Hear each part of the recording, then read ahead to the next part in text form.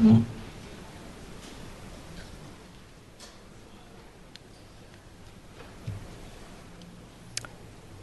afternoon, everybody, and welcome to the San Francisco Board of Supervisors meeting for Tuesday, April 26, 2016. Madam Clerk, can you please call the roll? Thank you, Madam President. Supervisor Avalos.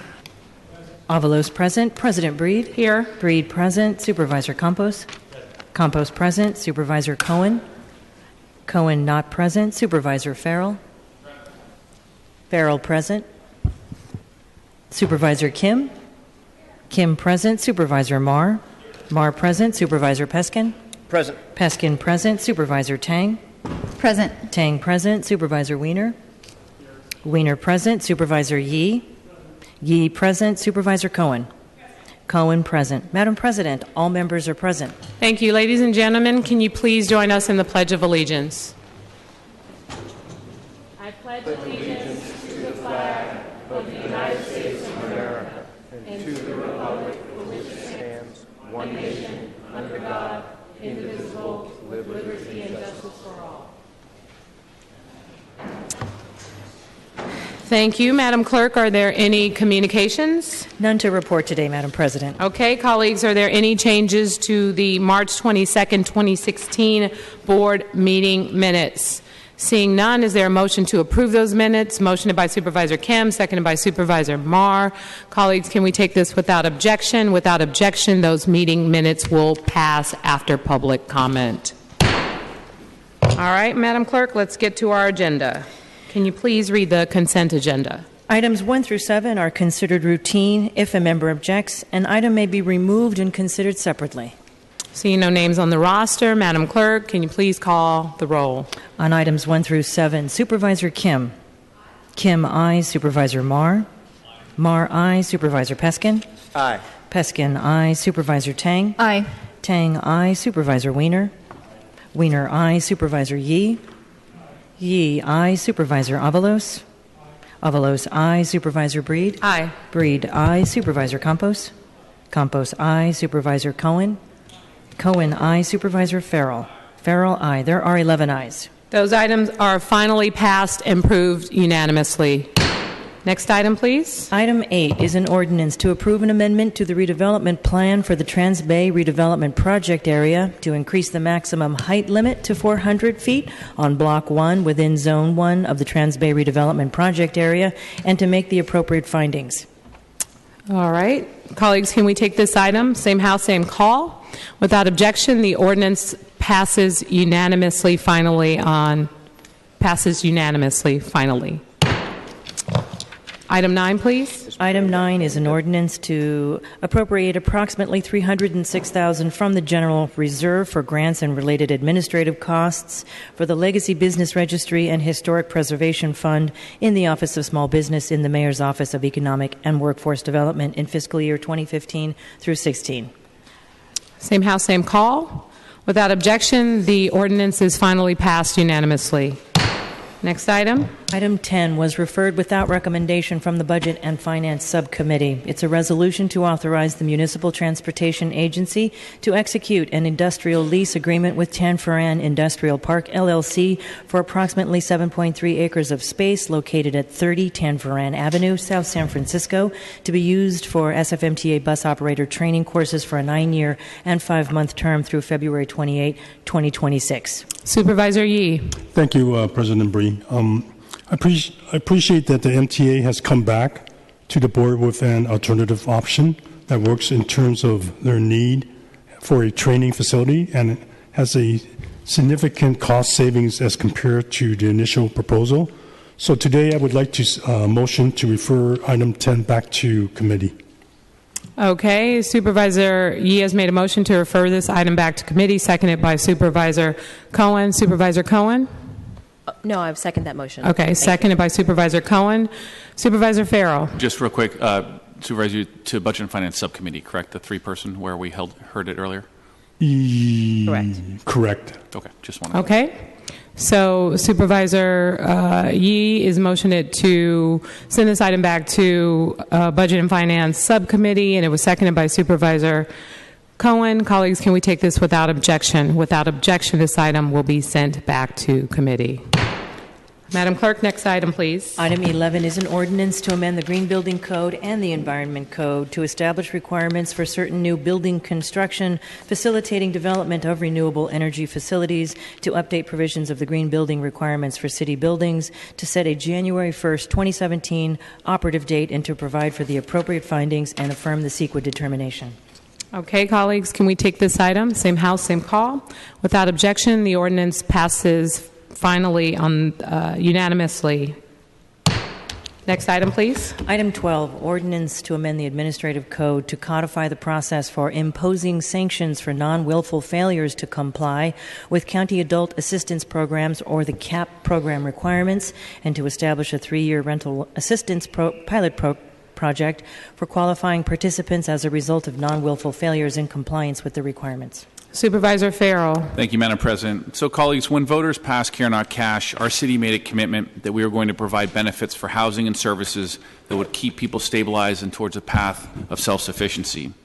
Care Not Cash was one of the biggest innovations in addressing homelessness, and the success of the program has spoken for itself. But in working with a number of advocates, we did find a minor flaw in the program that has led to a handful of individuals being evicted, which causes them to cycle back into homelessness and costs our city more resources in the long run than if that individual continued to remain housed. Currently, after an individual in Care Not Cash housing has hit noncompliance with the program requirements for a third time, HSA notifies that individual that their benefit may be discontinued. In some circumstances, we're able to get that individual back into the Care Not Cash role so their housing is stabilized. But clients who become sanctioned after their third noncompliance usually have no source of income to pay rent, and therefore have the high potential to have their housing security threatened. Dozens of some of the most vulnerable individuals a year potentially face eviction due to non-payment of rent in this housing program. So I introduced this reform to our Care Not Cash housing program that will create a 3-year rental assistance pilot project for Care Not Cash participants and codify a process for imposing sanctions for failures to comply with the requirements of Care Not Cash to help keep vulnerable populations secure in their housing and lower the risk of eviction. The intent of the program is to reduce homelessness and improve the health and welfare of homeless indigent adults receiving cash assistance through permanent supportive housing opportunities and enhanced services. The intent of the reforms in front of us today is to significantly reduce the risk that these participants will be evicted or become housing insecure. Under the proposal and the ordinance in front of us, which is a 3-year rental assistance pilot project, Care Not Cash participants who reside in HSA-funded supportive housing and have engaged in 3 acts of negligent failure to comply with program requirements will be ineligible to receive cash assistance for a month. But HSA will make a rental payment during that month on their behalf directly to the housing provider. And during the pilot project, HSA will collect and analyze data concerning the number of individuals who receive rental assistance under the pilot project and will submit an annual report to the Board of Supervisors describing the effectiveness thereof. Individuals who receive the rental assistance under the pilot project must reinstate to CAP during the first month of the sanction period in order to reestablish an income source that will allow them to pay rent going forward and reestablish participation in a third-party rent payment service upon reinstatement. Individuals will not be able to qualify if the discontinuance of their benefit is due to fraud, willful noncompliance with program requirements, or loss of program eligibility due to other reasons, including increased income or assets or eligibility for other cash assistance programs. In terms of overall cost of the project, given that it actually costs more to treat the people that are homeless on our streets than it is to house them, HSA anticipates no new net costs associated with this proposal. And again, in many respects, I actually view this as a cost-saving policy because it's far more expensive to treat individuals on our streets than keep them in housing. We all know homelessness continues to persist as a major issue here in San Francisco. We talk about it all the time inside of City Hall. And providing housing opportunities for these individuals and these families continues to be the most cost-effective and humane way to deal with the issue. This proposal reaffirms our commitment to the Care Not Cash program, and my colleagues, I ask for your support. I do want to thank a number of people, first of all, who worked on this program over the course of the last year. The General Advocacy Project for approaching my office with the idea, homeless housing providers, including the Tenderloin Housing Clinic, which operates the largest Care Not Cash portfolio here in our city, the support of Housing Providers Network and Coalition on Homelessness, Trent Rohr, Director of HSA, and Noel Simmons as well on their staff, as well as to my staff and in particular Jess Montejano. Again, colleagues, I'd ask for your support. Thank you, Supervisor Farrell. Colleagues, seeing no other names on the roster, can we take this item, same house, same call? Without objection, this ordinance passes unanimously on the first reading. Next item, please. Item 13 is a resolution to make changes to the City Special Tax District number 2009-1, the San Francisco Sustainable Financing, to amend the authorized financing purposes to include accessibility access financing for persons with disabilities. Same house, same call. Without objection, the resolution is adopted unanimously. Next item. Item 14 is a resolution to designate those agencies qualified to participate in the 2016 annual joint fundraising drive for officers and employees of the city. Same house, same call. Without objection, the resolution is adopted unanimously. Next item. Item 15 is a resolution to authorize the Director of Property on behalf of Public Works to execute a 9,900 square foot lease at 2000 Oakdale Avenue at a $150,000 base year rent expense to the city for an initial term of 10 years plus 3 5-year options to extend, and construction of an estimated $2.7 million cost to the city in tenant improvements. Same house, same call. Without objection, the resolution is adopted unanimously. Next item. Item 16 is a resolution to authorize the Director of Risk Management to enter into the Second Amendment of a contract with Alliant Insurance Services, Inc. for insurance broker and risk management consulting services to increase the contract limit from $32 million to approximately $59.8 million through July 30th, 2018. Same house, same call. Without objection, the resolution is adopted unanimously. Next item. Item 17 is a resolution to approve both a Second Amendment to a lease at Pier 1 with AMB Pier 1 LLC and to exercise the option to extend the lease for an additional 15-year term, and additionally to approve the First Amendment to the Port of San Francisco sublease at Pier 1. Same house, same call. Without objection, the resolution is adopted unanimously. Next item. Item 18 is a resolution to authorize the Director of Transportation of the San Francisco Municipal Transportation Agency to enter into a contract with Ski Data, Inc. for the equipment, software, and professional services required for a new parking access and revenue control system at 422 off-street parking facilities for a not-to-exceed $19.9 million and a term through June 30th, 2029, and to affirm the CEQA determination. Same house, same call. Without objection, the resolution is adopted unanimously. Item 19. Item 19 is a resolution to approve the issuance of Public Utilities Commission wastewater revenue bonds in an aggregate principal amount not to exceed $621 million to finance and refinance capital projects benefiting the wastewater enterprise as enacted by voters on November 5th, 2002 as Proposition E, to affirm covenants contained in the indenture pursuant to which the wastewater revenue bonds are issued, and to authorize the taking of appropriate actions in connection with this issue. Same house, same call. Without objection, the resolution is adopted unanimously. Next item. Item 20 is a resolution to authorize the execution and performance of an amendment to a long-term 99-year ground lease between the city and Laurel Gardens of Bethel AME Church, LP, for real property located at 1555 Turk Street in connection with the refinancing and rehabilitation of 52 units of affordable housing for low and very low-income individuals and families, and for an annual rent amount of up to $950,000. Same house, same call. Without objection, the resolution is adopted unanimously. Next item. Item 21, resolution to declare the intent of the city to reimburse certain expenditures from proceeds of future bonded indebtedness, to permit the issuance of tax-exempt residential rental housing bonds in an aggregate principal amount not to exceed $175 million, to finance costs of the construction of 311 rental housing units to be located on the 21st floors of a 42-story mixed-use building to be constructed at 510 Folsom Street, also known as the Transbay Block 9, and related parking and other improvements. Same house, same call. Without objection, the resolution is adopted unanimously. Next item. Item 22, Ordinance to amend the Police Code to authorize the Director of the Entertainment Commission to waive the filing fee for loudspeaker permits based on certain criteria, to replace a leafletting notice requirement to residents with a mailed notice requirement to neighborhood organizations for place of entertainment permit applications in neighborhood commercial or mixed residential districts, and to authorize the Director of the Entertainment Commission to extend the 9-month deadline for conditional grants of place of entertainment and limited live performance permits. Supervisor Weiner? Thank you, Madam President. This legislation, which we worked on with the Entertainment Commission, does a few things. It first clarifies how and under what circumstances the Entertainment Commission can waive loudspeaker fees. Particularly, I think we all get communications from constituents, particularly community groups or neighborhood groups that are organizing an outdoor event and with a microphone, and they have to pay a pretty hefty loudspeaker fee. It's about $500, and the Commission does grant waivers, but there really are no criteria. And so this legislation will provide some criteria and guidance for the Commission.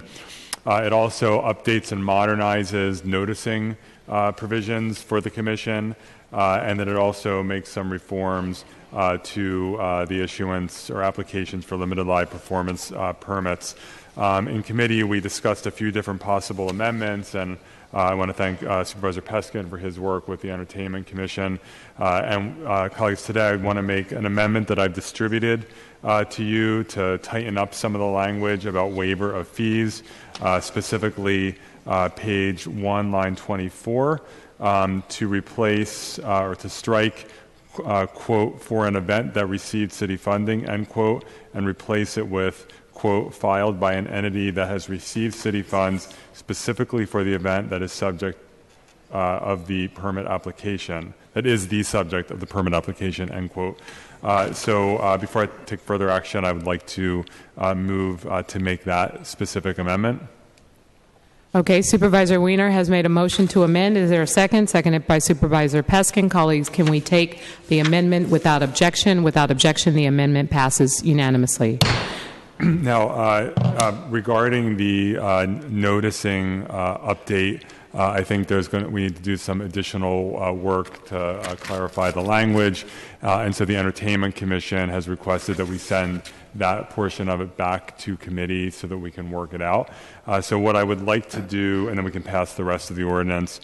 So what I'd like to do is first I move to duplicate the file, and then I'll request that the duplicated version simply be sent back to committee. And at that point, I will make a motion to strike out section 1060.5B, which runs from page 2, line 17 through page 4, line 3. And so we'll therefore be passing the entire ordinance except for the noticing section. And then with the duplicated file being sent back to committee, we can work that out in committee and then pass that legislation at the appropriate time. So I don't know if I can do that all as one motion. Supervisor Weiner, just for clarity, are you asking before you duplicate the file to make the amendment to the specific file? No, Okay, so first we want to send the duplicated file back to committee. Is there a second? Seconded by Supervisor Peskin. Colleagues, can we send the duplicated file back to committee without objection? Without objection, the duplicated file has gone back to committee. And for the file that's before us? Okay, so for the file before us, I move to strike section 1060.5B, which runs from page 2, line 17 through page 4, line 3. Okay, and seconded by Supervisor Peskin. Colleagues, can we do that without objection? Without objection, that amendment passes. And on item, Supervisor Peskin, did you have any comments? Through the President, I just want to thank Supervisor Weiner for accommodating these changes. Okay. Supervisor Weiner, any additional comments? I just ask for your support, colleagues. Okay, colleagues, could we take item 22 as amended, same house, same call? Without objection, the ordinance as amended passes unanimously on the first reading. Item 23. Item 23 is a resolution to receive and approve the biannual March 31st, 2016 Housing Balance Report. Supervisor Kim? Thank you. I just want to thank the Planning Department for all of their work to comply with this legislation that this board unanimously passed in April of last year. Finally, this Board of Supervisors and the city is able to get an accurate number of the number of market rate, affordable and middle income housing that we're building, but also the number of rent control units that we are losing to demolition, condo conversion, and no-fault evictions. I think that these numbers are incredibly important in helping us understand how we can reach our goal of building 33% affordable housing and eventually 50% middle income and affordable housing.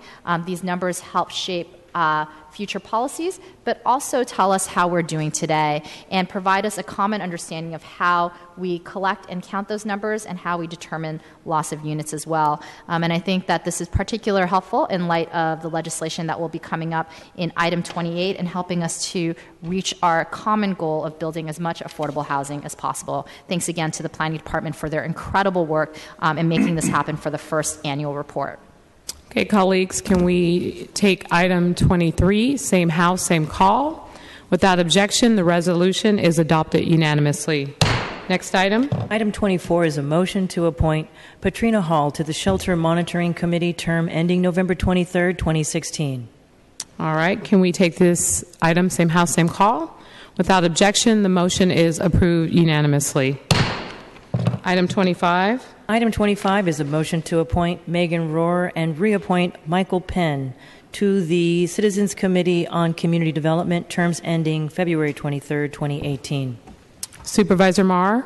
Thank you, President Breed. Colleagues, I'd like to make a motion to amend item 25 and, replace Reverend Megan Rohr's name with Peter Cohen to ensure that he's reappointed to the Citizens Committee on Community Development. Okay, that was moved by Supervisor Marr, seconded by Peskin. Supervisor Peskin. Supervisor Tang. Thank you for that request. However, respectfully, I'm going to disagree with that motion. In Rules Committee, in which Supervisor Cohen and I also sat on, and in which we decided to put forth Megan Rohr's name for this committee, I want to continue to support Pastor Rohr in this particular role. I have seen Pastor Rohr do extraordinary things throughout the entire city, and most recently she came to District 4 to Grace Lutheran Church, where she has just opened up the church to the entire community, not just the Sunset District, but really throughout the entire city. There has been an incredible impact that Pastor Rohr has made on our community, and I think that given Pastor Rohr's interest in serving in this capacity, I would like to see Pastor Rohr be able to take up the seat. And so unfortunately, I cannot remember, but I don't know if the city attorney recalls the different seat qualifications that there were. So, for example, could Peter Cohen go in the seat that Miquel Penn? Oh, looks like Supervisor Cohen is seat 4, which Miquel Penn was occupying. So I don't know if if the city attorney could clarify that on record, that would be great. Mr. Gibner. Deputy City Attorney John Givner, if I could have a minute just to pull up the qualifications, I can speak to this in probably a minute if the board continues its conversation. Okay. So do you want to finish your comments, or I can move to other members of the board? I think that probably Supervisor Cohen has similar comments, so I'm happy to defer to her comments. Okay, Supervisor Cohen. Thank you. Good afternoon, colleagues. I also sat in the committee and found Pastor Rohr to be incredibly committed, passionate, and living the words that she is speaking. She is a pastor of a church on the west side of the city. She is the assistant night minister, which means that she leads the night ministry up and down the streets of San Francisco, particularly in the Tenderloin, as well as in the Mission District, working with the homeless population, administering prayer, giving people hope, particularly people who have lost hope. She's connecting people to resources and services, and she's also a member of the LGBT community, and she just represents a variety of a very unique mixture. Rarely do you find faith and the LGBT community represented in one body. And so I would encourage everyone to reconsider this motion by Supervisor Marr. I am interested in hearing what the city attorney will, deputy city attorney, how he will opine on this particular measure. I would be open to seeing Pastor Megan Rohr on seat 9, and I'd be open to the conversation to Peter Cohen being on seat 4. However, I just wanted to just call into attention that Peter Cohen was unable to come to the committee. He did send a letter of his qualifications. Mr. Cohen sat on this body and was not reappointed just a little over a year ago. Mr. Cohen has done a tremendous amount of work within the community, particularly with his organization that he works to offer housing assistance and tenant counseling. But I just want to call into one of the most basic and salient reasons why I'm supporting Megan Rohr is that she, in my opinion, truly embodies the manifestation as well as the advocacy for those that are in need. This seat is to be filled by a person who advocates for low-income communities and is definitely connected. And I do not believe Mr. Cohen is as closely connected to these particular communities as the two respondents to the application. So I hope that you will will consider the committee's recommendation, and I will double check with the Deputy City Attorney to see if he has an answer. Okay. Mr. Gibner? Yes, Deputy City Attorney John Gibner again. There are no bright line qualifications for this committee. The ordinance creating the committee provides that the board must consider whether its appointees reflect and advance the concerns and needs of low-income neighborhoods and or communities in the city. There are some restrictions on who can serve.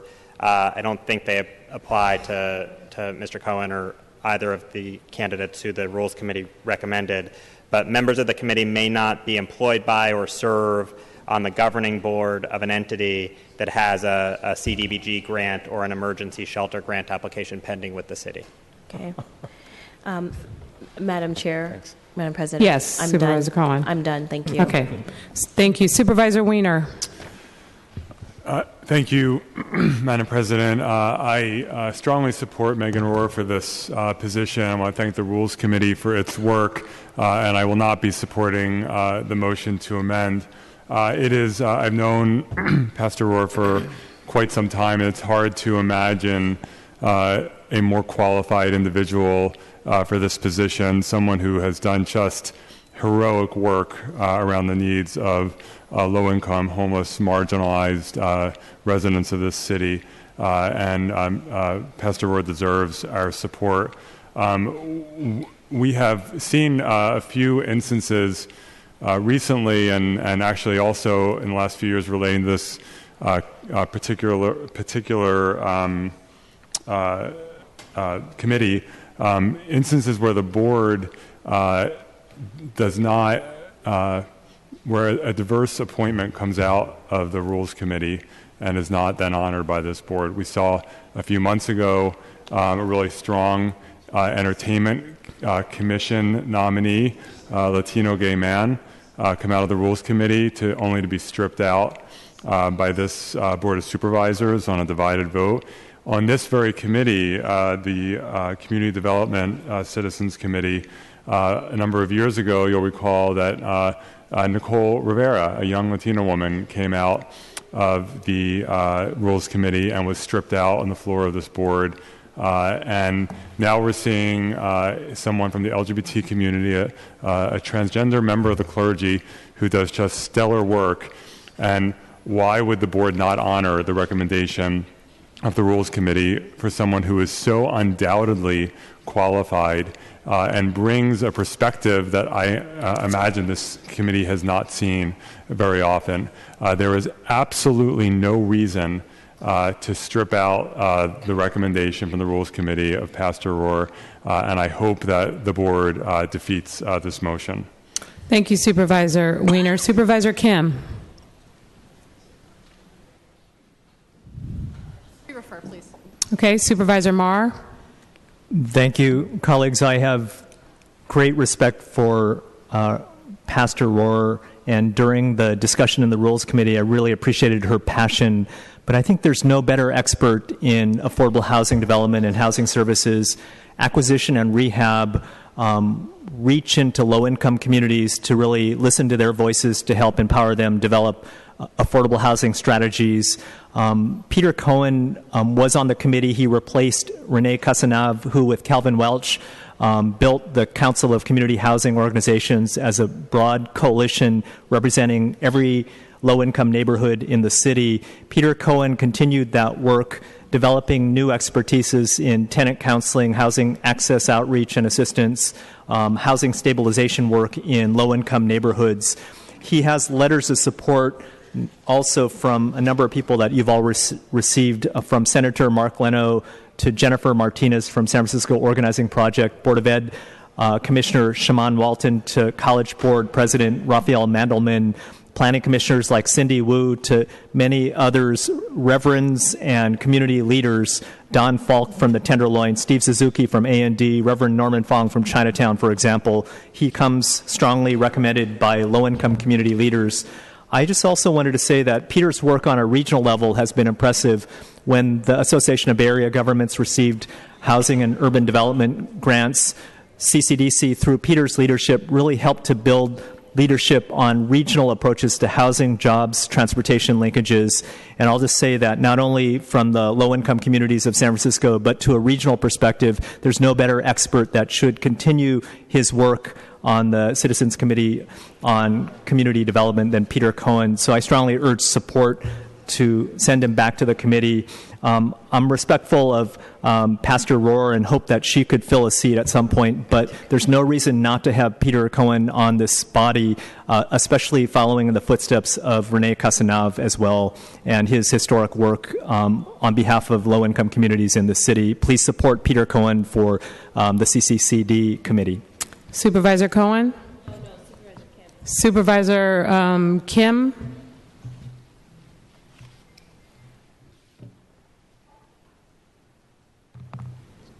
Thank you. I have just been walking around just trying to see what openings are coming up at the CCCD in the near future. I'm a humongous fan of both Pastor Megan Rohr and Peter Cohen. They do a tremendous amount for the community, and I know that this is the tough decision that Rules Committee has to make every time they meet because they often have very highly qualified candidates, and we don't have enough seats to hear all of their representation. This is, however, a very important committee. It helps to determine how our CDBG dollars are distributed through our community in a way that increases affordability and also provides culturally appropriate services in our neighborhood. And I think that both individuals would be tremendous additions to this committee. Peter Cohen has obviously long served on this committee representing many of our community-based affordable housing organizations. So I actually requested to our city attorney and the clerk's office to help determine what upcoming vacancies are coming forward, and if it's possible that there is a way to accommodate all of these applicants within this year. And so I may ask the board if we can continue this item to a later point in the meeting until we have the answers around these questions. Okay, I'm going to take Supervisor Avalos, and then we can, and Supervisor Cohen, we can have that continue the discussion later on in the meeting. Supervisor Avalos. Thank you, President Breed, and I want to thank Supervisor Kim for her comments. I think great minds think alike, and in this case, I had asked the clerk of the board to show us what the vacancies are on this committee. And there are a number of vacancies from the mayoral appointments side, and I think it's really important that we could actually, I wish we could have this discussion about competing candidates who are very well qualified, and with the full range of seats that are open and vacant to us, but it seems like we haven't quite don't have that before us. However, I'm wondering if it's possible that we can hear from the mayor's office on what intentions they might have in helping us resolve this impasse that I believe could very easily be resolved by the mayor putting forward one of these names as an appointee, that we could have both Peter Cohen and Megan Rohr serve on this committee. We have Nikki Wheaton Elliott here. I'm hoping you can give us a response. Ms. Wheaton? Nicole Elliott, Mayor Lee's office. Through the President, Supervisor Avalos, thank you for your question. We have indicated to Peter, Mr. Cohen, and previously that he is always, that we welcome his application to this body. He has not yet applied to our office. However, we would be more than happy to consider him as a candidate to this body if that's something he's interested in pursuing. That's great to hear. I'm hoping that we can get something more than consideration. I know the mayor does make that appointment himself, and the reason why I am putting forward Peter's name is that he's done tremendous amount of work in San Francisco, all across the city, on affordable housing and the community development block grant program. And that's something that's been very keen interest of mine and my district through the work of Choo-Choo that Peter Cohen serves on, and his relationship with the Mayor's Office of Housing and with the community groups in our district. We have poised upwards of about 200 units in 2 different sites that are going forward. And that effort was really brought forward by a huge collaboration between my office, community groups, and Choo-Choo involving Peter Cohen and Fernando Marti. And so that work has been essential, not just for affordable housing, but we're really looking at neighborhood revitalization, which is essentially what the community development federal program, block grant program, is really about. And that vision, I think, is something that is important to have continuity on as we move forward as a city to help neighborhoods like mine that are struggling with commercial corridors that are stuck in the 20th century and housing that doesn't meet our needs. And so I really want to see if there's a way, maybe we can wait to the end of the meeting, we can hear whether the mayor can actually make such an appointment, and we can actually sing Kumbaya on having a committee that has the expertise of Megan Rohr and Peter Cohen on it. Thank you. Supervisor Cohen? Thank you. I just want to make sure that we are very clear that Mikkel Penn, who served previously, actually at a time with Peter Cohen, that we do not displace him. This is a black man that I am unwilling to support any kind of a motion. So in this conversation, we need to figure this out. Megan has not had an opportunity to serve and has demonstrated a willingness to serve and an ability to serve in the full capacity by satisfying the requirements, whereas Mr. Cohen has had an opportunity to serve and has served for quite some number of years. So let's make sure that we're not leaving out Mr. Penn in this, who's been an incredible asset to the African American community, who's gotten many people jobs, countless jobs through the Mission Hiring Hall, and has just been a tremendous resource for this entire city. So let's not forget. Thank you, Supervisor Cohen. Supervisor Avalos? Just through the President of the Board to Supervisor Cohen, I think we're looking for a solution that includes all these people getting sat on this committee. I'm hoping that by the end of the meeting we can have some answer from the Mayor's office, whether we can move past this impasse. And Mr. Penn is a resident of my district, and I'm happy to support him. And I believe having that diversity is going to be important on the committee. Okay, so clearly there are some things that need to be worked out because there is a committee process that a decision has been made at the committee level. I would hope that this board would take that into consideration and honor that process and try and figure out some sort of solution for Mr. Cohen in some other way, but clearly that's not the case at this time, and we will move this item to later in the agenda because we do have 2:30 commendations with a number of individuals that we plan to honor here today. The first member of the board that I'd like to recognize is Supervisor Tang, who is honoring, or is it Supervisor Marr, who's honoring Carla Johnson? So actually, this is a trio of supervisors doing this. Supervisors Tang and Jane Kim are joining me in honoring an incredible leader for our city, Carla Johnson, on the occasion of her retirement as... And I'd like to be added to that as well, Supervisor Marr. Thank you. Thank you, President Breed. We're honoring her on her retirement as the Director of the Mayor's Office on Disability. Although Carla could not be here with us physically in the chambers today, she's watching this live through SFG TV as we speak. And before I begin, out of tremendous respect to the Office of the Mayor's Office on Disability, I wanted to acknowledge the Acting Director, Arfaraz Kambata, Deputy Director Joanna Fraguli, and staff members Jim Whipple, Heather Kittle, Donna Adkins, Nathan Webb, Tom Venizelos, and leaders from the Mayor's Disability Council, Chip Sepinwich, co-chair, along with his co-chair colleague Denise Senhau. I also wanted to acknowledge our city administrator, Naomi Kelly, for being here with us today as well. With Supervisors Tang and Kim, it's an honor to acknowledge Carla's incredible work. I've really appreciated her patience with me, her huge heart, and her calm presence as she developed strategies to empower people with disabilities and to change culture so that we don't see people with disabilities as a liability or a detriment, but as strong, powerful, resourceful people that really should play a role in city government and city and community leadership. As the Mayor's Office on Disability Director for the past 3 years, she's helped to lead a coalition of nonprofits with city government and leaders from our communities, and restarted the task force known as the Advisory Panel for City Employments of Persons with Disabilities with many community-based organizations. So she's built that community and city partnership.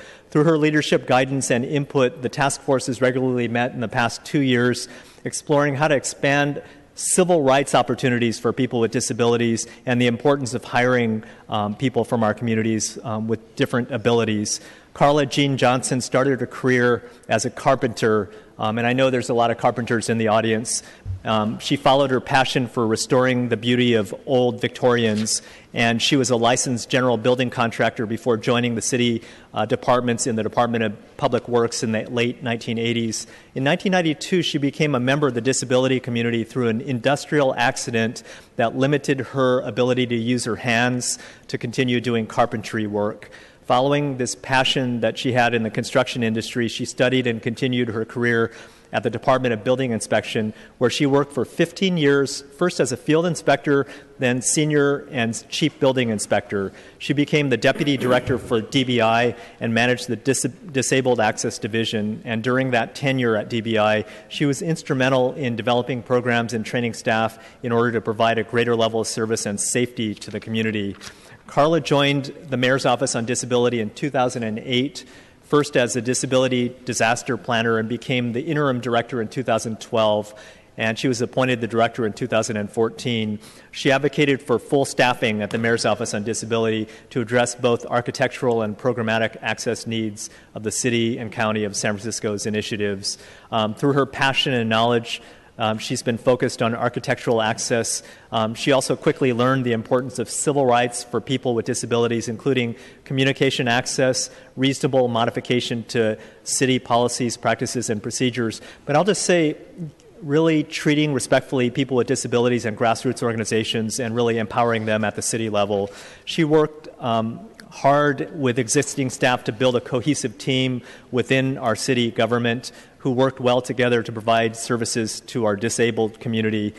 Some of the areas she was passionate include inclusion of accessibility performance standards in the procurement of digital communications and software applications, setting high standards for fully accessible public events and celebrations such as San Francisco Giants victory events, Super Bowl 50, and even simple neighborhood town hall meetings. pedestrian safety and Vision Zero improvements and street design that promote the safety of seniors and people with disabilities, homeless shelters and maximizing access. And I know for Pier 70 to other work that she's been instrumental. She implemented efficient processes in the city-funded housing project review and field inspection done with the Mayor's Office on Disability, while at the same time adhering to quality control standards. I'm not going to read the huge list of her accomplishments, but I'll just say that she's been tirelessly working to empower people with disabilities and to improve our city government to be as accessible and empowering to people with disabilities as we can. Carla is well known within the city by many elected officials, staff, and community members, but I always see her as one of the most humble people I've ever had to work with in City Hall, really often behind the scenes, really making major policy improvements for people with disabilities and seniors in our city. She's been a mentor to me, and I know many others here, a confidant, a colleague, a friend to many staff members and people in the community at large. And she's always going above and beyond the call of duty to help everyone in need. My hope is that we think of Carla in this moment, at this time, and express that same love and respect that she always gave to all of us. And I wanted to hand it over now to Supervisors Tang and Kim. Supervisor Tang. Thank you very much. Supervisor Mar, I think you summed up everything about Carla so perfectly. I first got to know Carla when I became supervisor, and we started working on a 2-year journey to create landmark legislation here in San Francisco, requiring that all places of public accommodation are accessible to everyone. And it was, it sounds simple, but it was really difficult to bridge all the different departments and ideas about how that would work out. But it was through Carla's steady leadership, her calm demeanor, her thoughtfulness, that we were able to finally come up with a piece of legislation that will apply citywide, and that, again, I hope will set as an example for many other jurisdictions throughout our entire country.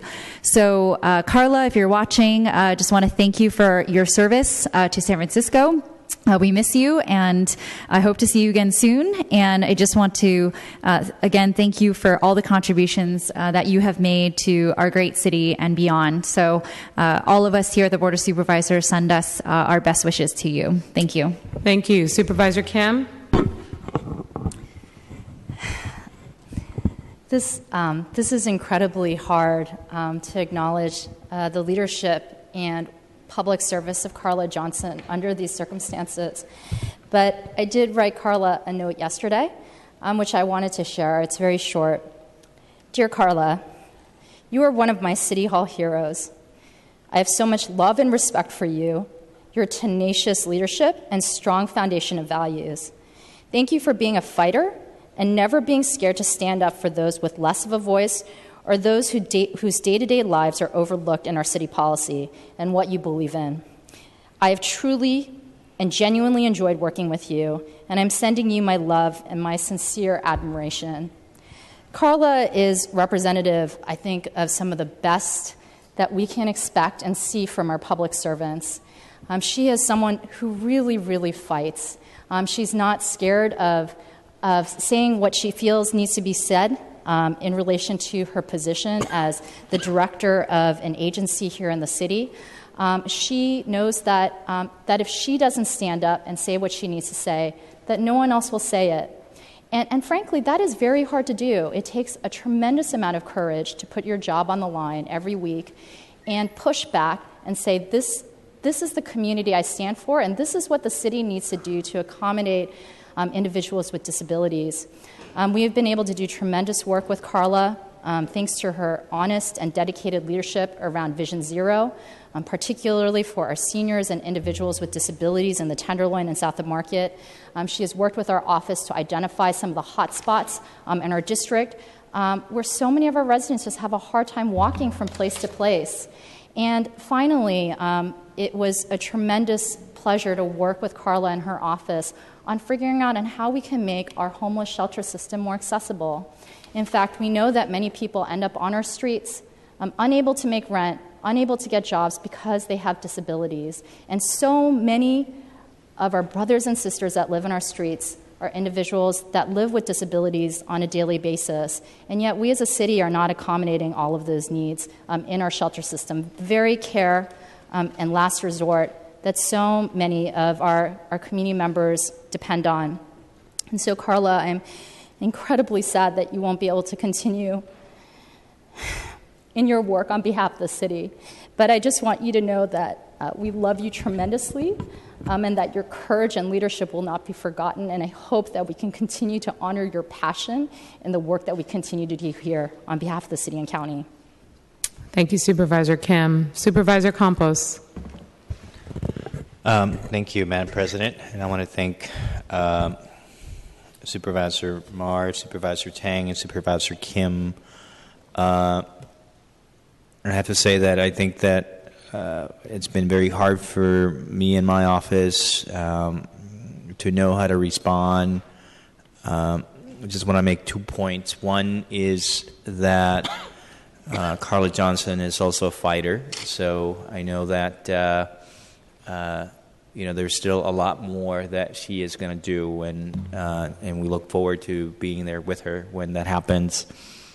And the only thing I would say to people who are watching, who are in the audience, you meet a lot of amazing people, and sometimes you meet some not so amazing people. But Carla is, from my perspective, one of the most remarkable people that I've met in government. I have never met a better, stronger public servant than she is. And the fact that she is an incredible public servant is only overshadowed by the fact that she is a better human being, that she is a public servant, if that's possible. She really is a remarkable woman, and I just want to say thank you. And there are thousands of people whose lives have been improved by Carla Johnson who won't know it and don't know it.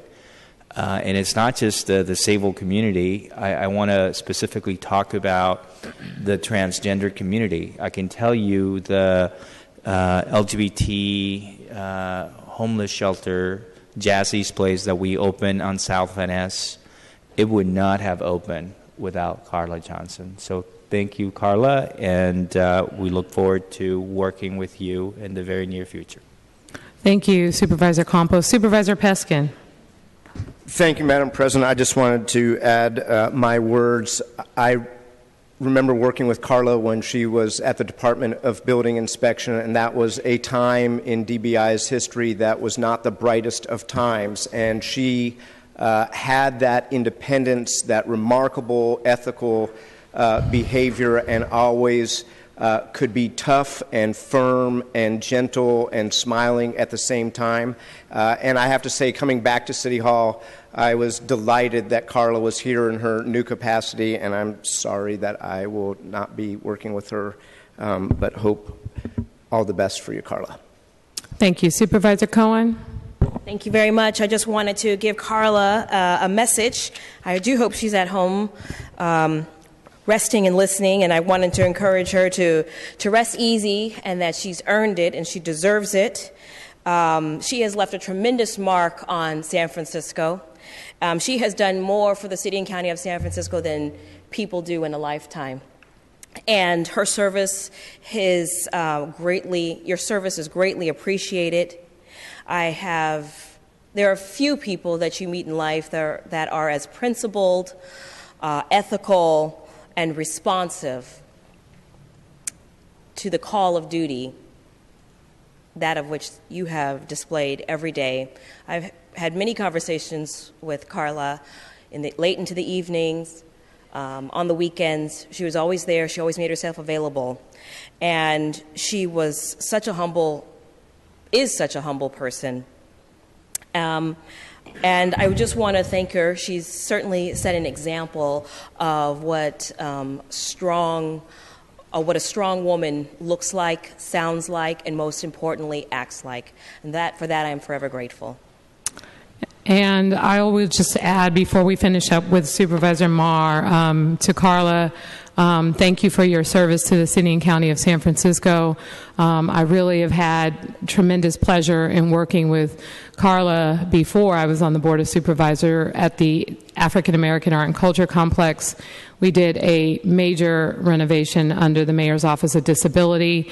Between her and her team of folks who worked with our community, the compassion, the support, the involvement that they had in our small center just made me feel like I was important and that my community mattered. And it was because of her and John Paul Scott and others in that department that stepped up and made sure the community was included, the community had a say. It just shows you that it's not about just responding to elected officials. It's not just about responding to people in power. It's about responding to people and people in need and doing what we can as a city to make the lives of those in our disabled community better, so that something as simple as something that we take for granted, like walking up the stairs or getting from getting into a bathroom or getting into an elevator, those simple things that we take for granted are oftentimes struggles for people who are in wheelchairs, for people who have disabilities, and she wears her heart on her sleeve when doing this job. She puts herself on the line when trying to make changes that impact people's lives, and I am always going to be grateful for the respect and friendship that she's shown me in the community and as supervisor. She will be truly missed in the City and County of San Francisco. Congratulations on your retirement, Carla, and I wish you the very, very best. Supervisor Avalos. Thank you. I also want to mention my appreciation for Carla Johnson and the work that she's done with my office over the years. I actually know Carla, just seeing her. My second district is District 9, and I'm often on Cortlandt. I see her walking up and down the street often. I've met her in homes in Bernal Heights as well, and just see her as such an incredible asset to the city, one who has such a quiet but strong leadership, and one that has really helped me to think better about how to be a public official based on her integrity and her genuine sincerity for improving people's lives. And I actually wanted to say that Carla expressed her opposition to the bike yield legislation I was working on, and I totally appreciated her reasoning and where she was coming from. It was really hard for someone that who I respected so much to be on the opposite side of an issue that I really cared a lot about. But the fact that you were saying that to me and what your reasons were, I felt were really important, that you were able to express yourself and to stand for that as a city worker. And I just want to say thank you for your service. I wish you the best in your retirement, and I wish you all the love and closeness with your family as you can gather in your moments together.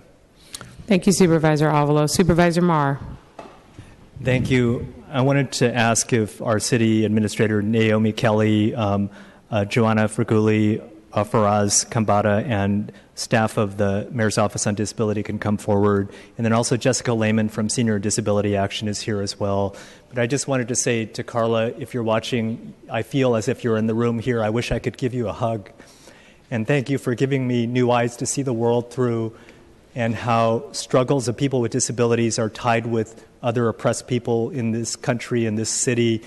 From the 504 sit-ins and the takeovers of buildings to the sharpest policy work with coalitions that drive change and cultural change and civil rights. And I just wanted to give you the biggest hug that I could, and thank you for helping to transform me to be a better person in this building called City Hall. Our city administrator, Naomi Kelly. I kind of wish I wasn't here today to talk about the retirement of Carla Johnson, but I am glad that she is at home with her family right now. I kind of feel like I have the unfinished agenda, which many of you talked about today. Right before I was to leave town for spring break with my family, we talked about getting on our calendars to go to the homeless shelters, to look at the accessibility at Pier 80, to go and continue our fight for accessible websites, to finish off with the re-envisioning of the public housing in RAD and making sure that all of our public housing sites are accessible and making sure that we have the resources in the Mayor's Office of Disability. And I want you to know, Carla, as you're listening, I am keeping I'm keeping all of that on my agenda, and I'm moving forward with everything that you said that I need to be paying attention to. When she first became the director of the Mayor's Office of Disability, the first thing she did was give me the device to make sure that all my business cards have Braille on it. And both Jennifer and Johnson and I are steadily punching away our cards to make sure that our cards are accessible. Her work with emergency planning and evacuation chairs and making sure after a disaster that those with disabilities can be evacuated. FEMA, her work is now FEMA's best practice, and they point to the work that she did. And I would be remiss to not talk about our 10-year capital plan. Everything that we do in there, she makes it to every groundbreaking public opening. She's worked closely with our Department of Public Works, our major 6 construction departments, to make sure everything is accessible. And I will continue on our curb cut program to make sure not only is it just that we are taking care of all those curb cuts that are complaint driven, but making sure that all of our public works departments, as they're trenching into intersections, that we make sure our curbs are accessible, and to the work that she's done with our hiring practices, making sure that we are promoting the idea of full disability in San Francisco and in our government. So, Carla, you are a mentor, you're a confidant, you're a colleague, you're friends to countless people, no matter who they are. And I couldn't agree more that the work you've done has benefited so many San Franciscans. And you personify generosity, love, kind-heartedness, passion, strength, compassion, and a wonderful public servant. Thank you. Thank you. And with that, I just want to say thank you again, Carla, for your service to the City and County of San Francisco. And now I'd like to recognize Supervisor Peskin to honor the men and women of Central Police Station. Supervisor Peskin. Thank you. If I could ask Captain David Lazar and his officers to come to the front.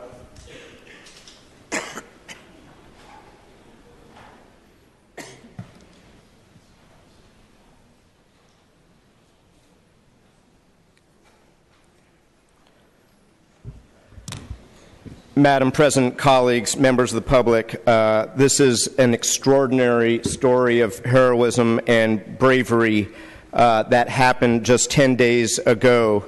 The officers that you see before us, actually, some of you may remember them. For some of them, or at least one of them, was in the mayor's detail.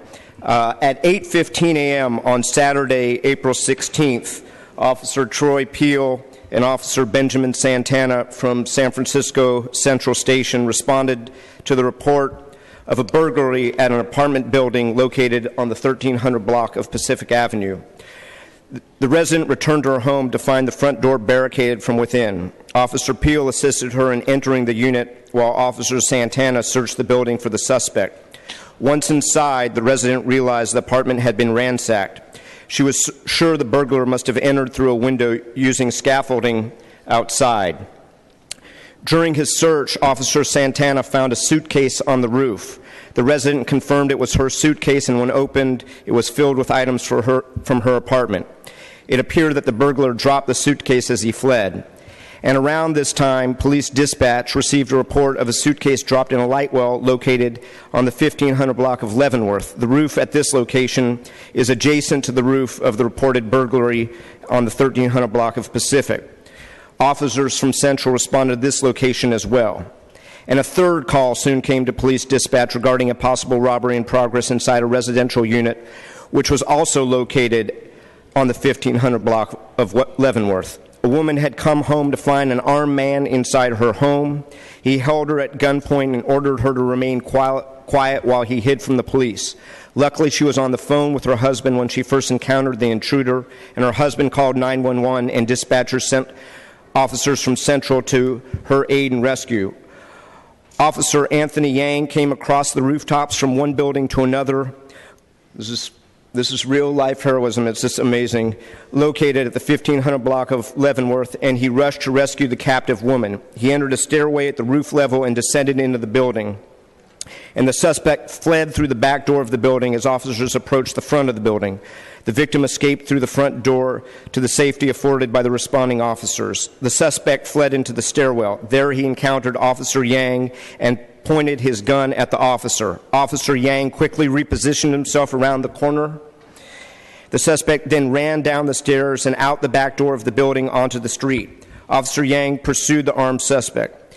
As the pursuit continued, a team of Central officers, including Officers Peel, Darla McBride, Hillary Harper, George Tano, Vincent Pachetti, Sterling Hayes, and Caitlin Lowe, who's here with us today, led by Sergeant Obrochata and Joseph Fisher and Lieutenant Molly Pingle, all participated in the pursuit of the suspect. As the suspect ran across the rooftops to 1600 Hyde and came to the dead end of a 3-story building with no roof left to run on, Officer Santana ordered the suspect to drop his weapon.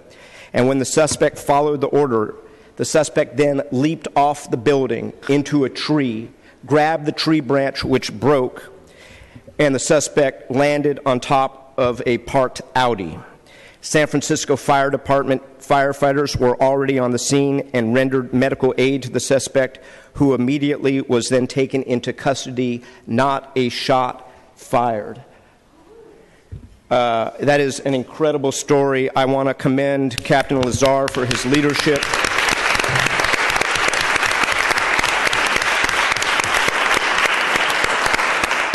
Officers, for your bravery, for your heroism, for your cool. I cannot thank the officers of Central Station enough. We are joined here by Officer Santana, Officer Peel, Officer Caitlin Lowe, and Officer Vincent Pachetti. Thank you all for your service. I have commendations for the other officers involved. And with that, Captain Lazar. Thank you very much. Thank you, Supervisor Peskin. President Breed, members of the Board of Supervisors, I want to thank you for taking time out of your busy schedule to recognize these hero San Francisco police officers. We're very grateful to be here today, and I'm very grateful to work with these men and women. Officer Peel and Santana, 22 years in the police department, responsible for patrolling Fisherman's Wharf and Russian Hill. Officers Pachetti and Caitlin are probationary employees right out of the police academy, and it's right out of this Board of Supervisors that votes for funding of police academy classes. This is the fruit of your labor. This is the results of hiring more police officers for our community early on a Saturday morning, being able to just be heroes, help residents apprehend violent burglars. Supervisor Peskin, thank you for taking such a leadership role on public safety in District 3. It's a pleasure to work with you, and thank you for the invitation today.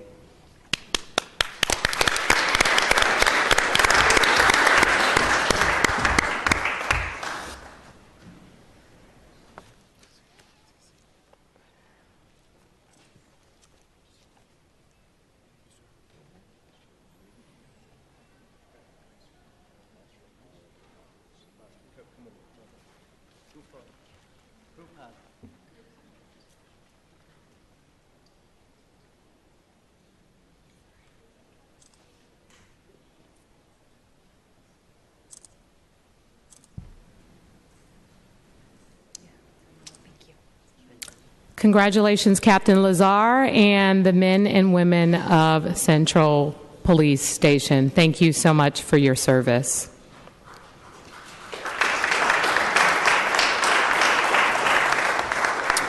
Okay, Supervisor Peskin, you have another commendation. Thank you, Madam President. As you know, I rarely do commendations, so I'm using up all of my commendations today. Sure.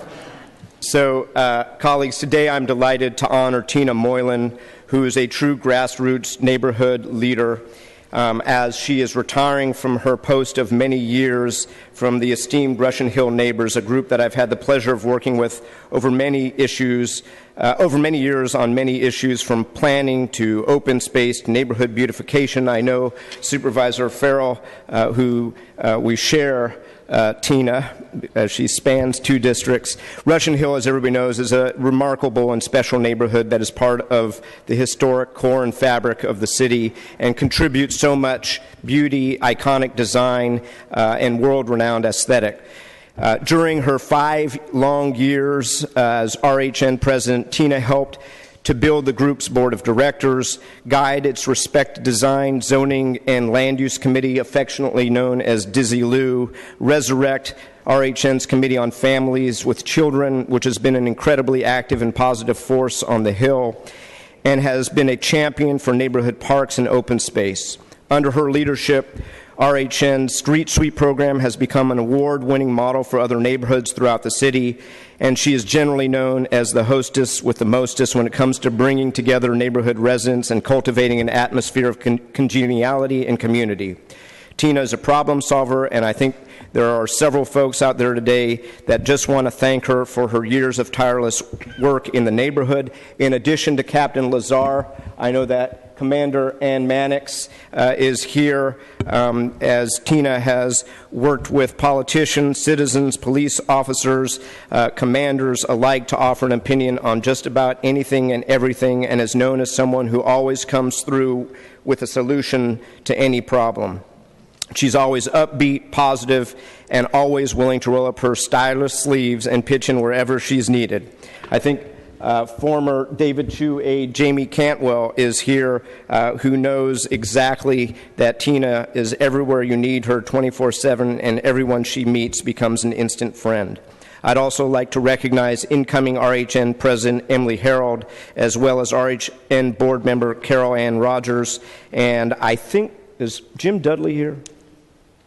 I know that former captain of Central Station, Jim Dudley, wanted to be here as well, but I'd like to bring up Tina and her husband, Mike, and thank them for all of their work on behalf of the Russian Hill Neighbors, and to present you with a proclamation on behalf of the San Francisco Board of Supervisors. And before we recognize, we want to... Supervisor Farrell would like to say a few words. And I think Senator Kopp wants to commend Ms. Moylan as well. Welcome, former Supervisor, Senator, and former State Senator, Mr. Kopp. Quentin Kopp. Well, President Breed, before that happens, I just want to take a moment to thank Tina. Tina knows how I feel about her. We've worked together for years now. And Tina, you are the best. You have to, colleagues, we all get to work with our neighborhood groups in our different districts. Russian Hill Neighbors is one of the most amazing groups. Tina and Mike have been amazing friends, but also Tina as a neighborhood leader, simply irreplaceable. I've loved working with you. I know we'll continue to work together on many things, but I just want to thank you for being there. And it has been an absolute pleasure to work together. I couldn't think of a better leader for a neighborhood and all of San Francisco. We're going to miss you dearly. We mentioned it the other night at your meeting. You're big shoes to fill, but congratulations. Thank you. Can I say a couple of words? Of course. Thank you, Supervisor Peskin and Farrell and all of the supervisors. Before I came up here, I felt like a pea in a pod compared to all the accolades for the previous honorees. But are you sure you were speaking about me? I mean... Boy, that's like a shot of adrenaline. I have enjoyed my years on the board. It got to the point where my husband finally joined the board and as communications director, so he could see me a little more often. We have an outstanding board of 23 people, and this award is their award.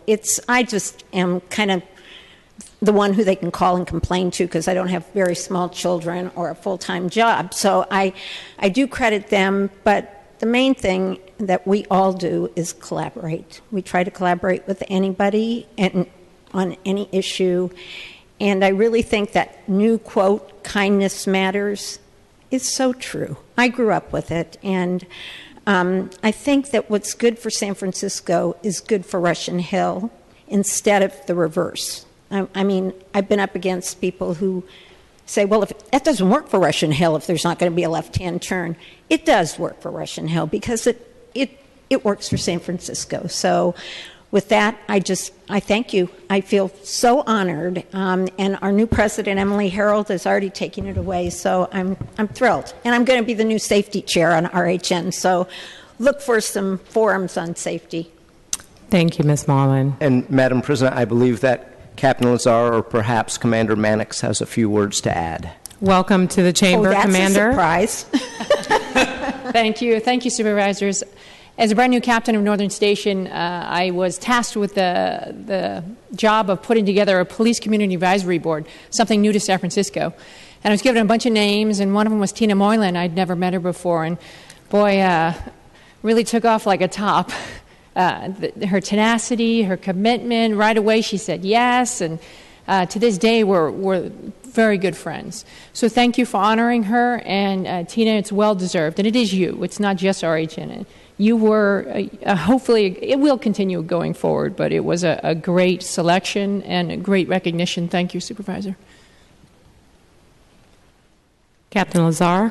Back again. Thank you very much, Supervisors. I just want to congratulate Tina for all her great work. You know, upon arriving at Central Station within about 24 hours, Tina was in my office giving me the lay of the land, welcoming me, just wanting to introduce me to the Russian Hill community. And we've worked so closely together for the last 2 years that I've been at Central Station. As of even the last 24 hours, she's organizing a meeting in Russian Hill in response to things that have been going on there. So, Tina, thank you very much for everything you've done for the San Francisco Police Department and for the community as well. Thank you. Thank you, and congratulations.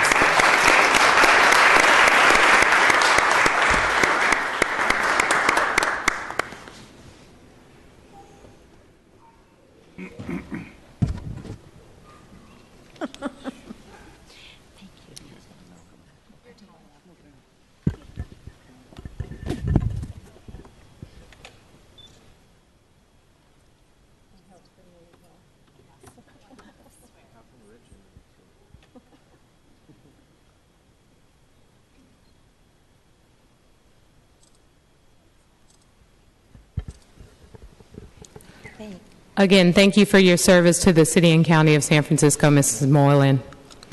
And with that, I'd like to recognize Supervisor Eric Marr for our final commendation for today.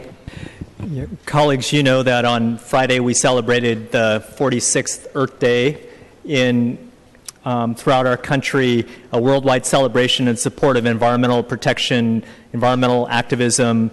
But it was also important that this week is National Parks Week and the 100th anniversary of the National Park Service as well. So it's fitting that I believe we are honoring an amazing leader for our city, for the national parks on a national level, and just an amazing Richmond District artist, park advocate, and environmentalist, also known as the mother of the Golden Gate National Recreational Area, Ms. Amy Meyer. Would Ms. Meyer please come forward? And I think some of you might be aware that the New Guardians for the Golden Gate, How America Got a Great National Park, authored by Amy Meyer with Randolph Delahanty, is a book that tells a lot of the history of our GGNRA and National Park Service, but a lot of history of San Francisco and the whole Bay Area region as well. I wanted to say that for over 4 decades, Amy has been an integral advocate and champion for creating and preserving the GGNRA. She's a mother, a volunteer, a guardian, an author, and a visionary. Amy Meyer was born in Brooklyn, New York, graduated from Oberlin College, and married George D. Meyer, a psychiatrist. He was sent to the Bay Area in the Korean War's doctor's draft, and after his service, the couple stayed and settled in San Francisco. Unfortunately, George passed in 1998. Together, they had 2 daughters who are now married and live near Amy with their families in our Richmond district. They have always been and are a close-knit family, and she greatly enjoys fine park adventures and art expeditions with her grandchildren. Shortly after the first Earth Day in 1970, Amy Meyer decided to dedicate her free time to protect and preserve land that in 1972 would become the GGNRA, one of the first national parks to be established in the middle of an urban area. I wanted to acknowledge also Sierra Club, at the time organizer Becky Evans, who now is a main leader of our Sierra Club, who also worked with Amy and many others to really develop an organization that would really be about preserving our environment in our city and region. On October 27, 1972, after an exuberant park enlarging campaign with outlandishly effective legislative maneuvers by our elected representatives at every level of government, from local, state to national, a $34,000 acre park was signed into law by President Nixon. Amy Meyer also established a little bit later People for a Golden Gate National Recreational Area, where she has served as co-chair for many years. Her advocacy and active leadership over the past 4 decades has led to the significant park expansion, prompt acquisition of parkland, quality park planning and development, good parkland protection, and also the establishment of the Presidio Trust as well. In 1993, Amy helped to establish People for the Presidio that worked on legislation with Speaker Pelosi and others to create the Presidio Trust, and Ms. Meyer served as a chair in the past. In 1997, she was appointed by President Clinton to be a member of the Presidio Trust Board of Directors, the board established by federal legislation to carry out the conversion of the Presidio San Francisco from a military post to a national park and to make it self-sufficient within 15 years. Amy Meyer's outstanding contributions and dedication has culminated today for the Golden Gate National Parks to include Muir Woods National Monument, Fort Point National Historic Site, and to encompass 80,000 acres in 3 counties, and also to share a long boundary with Point Reyes National Seashore. With adjacent public park and watershed lands, the parks together over 200,000 acres of contiguous habitat. The only break is the Golden Gate, and these parks are the centerpiece of the United Nations and UNESCO designed 524,000-acre Golden Gate Biosphere Reserve that 17,000 people visit each year. I wanted to invite people to my office tomorrow evening from 5 to 7, where we're going to honor with many Richmond District environmental justice leaders, Amy Meyer and other leaders. It's an Earth Day reception, so please join us. I wanted to just say that Amy has been a treasure to work with, to learn about the history, but also about the future for our parks and our city and our country.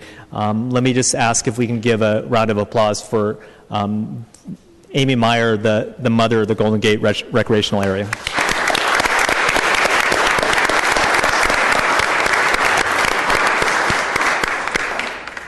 Eric, thank you very much. I feel this is a very special time. It's Earth Day. It's the year of the 100th anniversary of the National Park Service.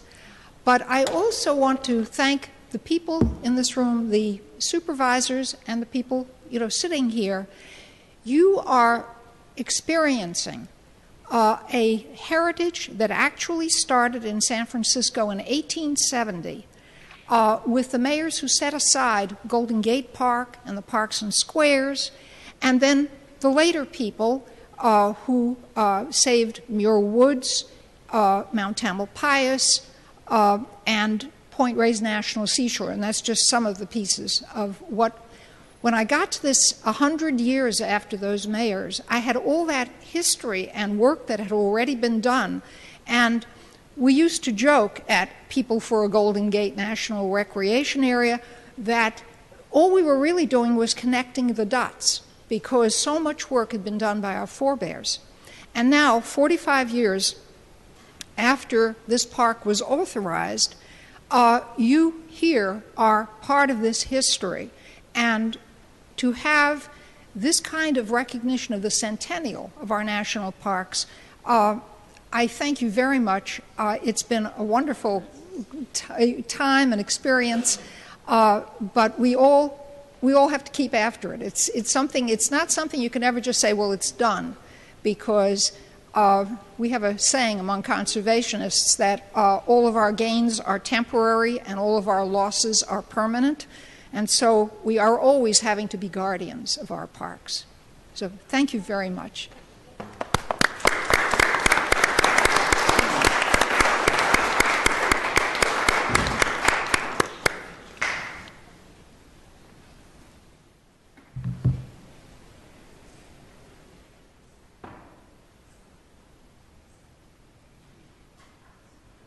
Congratulations again, Ms. Meyer. Thank you for your years of service on behalf of the environment and the GGNRA. Thank you. With that, we will return to our regular agenda. Madam Clerk. Item 25 is on the floor currently, Madam President. It is the appointment to the Citizens Committee on Community Development. Item 25? That's correct. Okay, so let's go to item 26, and we'll return to that later. Item 26 is a motion to reappoint Patricia Webb, Patricia Woolley, Rita Semmel, Judith Karshmer, Tatiana Costanyan, and Melvin Beadle to the In-Home Supportive Services Public Authority, terms ending March 1st, 2019. Roll call vote, please. On item 26, Supervisor Kim. Aye. Kim, aye. Supervisor Marr? Yes. Marr, aye. Supervisor Peskin? Aye. Peskin, aye. Supervisor Tang? Aye. Tang, aye. Supervisor Wiener? Aye. Wiener, aye. Supervisor Yee? Aye. Yee, aye. Supervisor Avalos? Aye. Avalos, aye. Supervisor Breed? Aye. Breed, aye. Supervisor Campos? Campos, aye. Supervisor Cohen? Cohen, aye. Supervisor Farrell? Aye. Farrell, aye. There are 11 ayes. The motion is approved unanimously. Let's go to committee reports. Items 27 and 28 were considered by the Land Use and Transportation Committee at a regular meeting on Monday, April 25th at 1:30 p.m. Both were forwarded as committee reports. Item 27 is an ordinance to exempt the Humidor, formerly located at 275 Battery Street, from 4 prohibitions in the tobacco sales permit ordinance on the issuance of such a permit for the Humidor's new location at 1 Embarcadero Center, the prohibitions on issuing the permit for a location within 500 feet of another permitted establishment, and issuing the permit in a supervisorial district with 45 or more such permits. Colleagues, can we take this item? Same house, same call. Without objection, the ordinance passes unanimously on the first reading. Item 28. Item 28. Ordinance to amend the planning and administrative codes to increase the inclusionary affordable housing fee and other requirements, to require the controller to prepare an economic feasibility report regarding the city's inclusionary housing requirements and make recommendations by July 31st, 2016 and every 3 years thereafter, and to establish the Inclusionary Housing Technical Advisory Committee to provide advice about the economic feasibility of proposals to set maximum economically viable inclusionary housing requirements, to set forth the membership in the duties of the committee, and to affirm the Planning Department's CEQA determination. Supervisor Kim. Thank you, President Breed, and colleagues. Thank you for your consideration of this item to increase our inclusionary affordable housing fee, both on-site and off-site.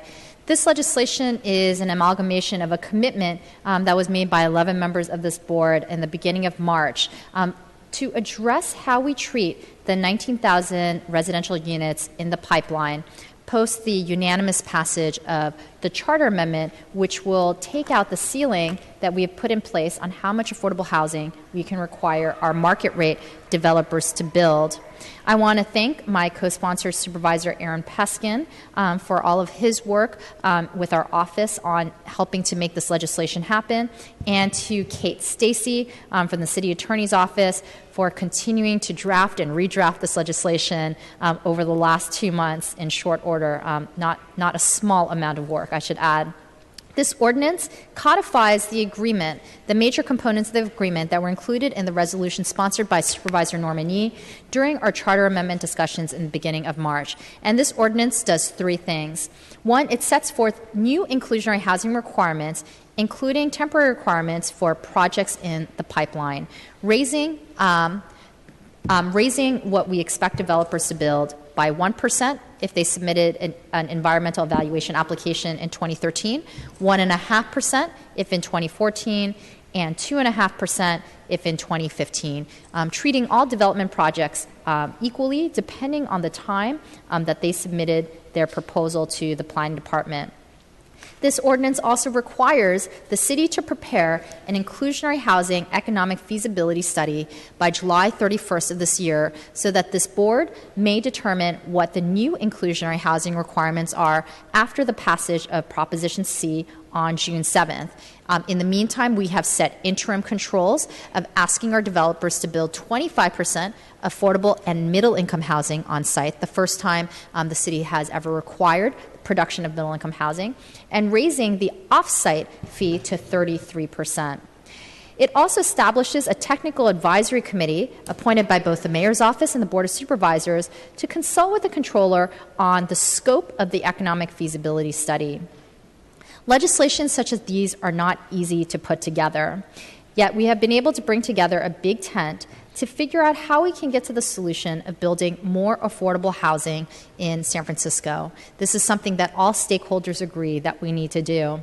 And we are in many ways making up for the 200 units of housing that we have lost since we have decreased our requirement from 15% down to 12%.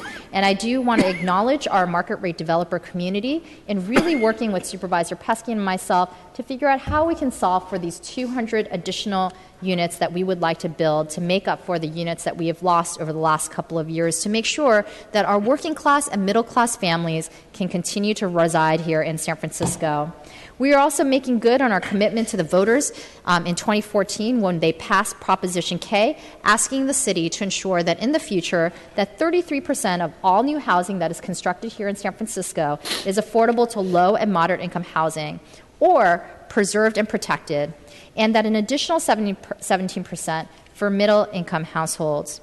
Our inclusionary affordable housing program is one of the most important components in our affordable housing program to create more affordable housing here in the San Francisco. It is long acknowledged in national reports throughout the country that this is one of the most important ordinances that a city can implement to make sure that they are meeting the needs of their working class and middle income families. We know, in fact, that many of our working class families are just one step away from homelessness on our streets, living paycheck to paycheck. And frankly, it is a moral dilemma for cities like ours when working families are now increasingly becoming the fastest growing demographic in our homeless count here today.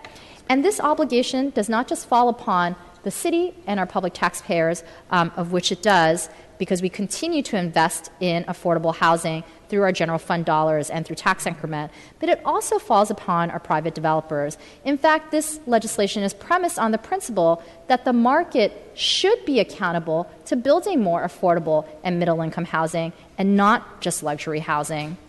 The record amount of housing that has been included to include more housing to our low and moderate income families is very important. And this legislation will provide the balance and fairness to projects that have current applications pending, representing, as I mentioned, 19,275 units in the pipeline.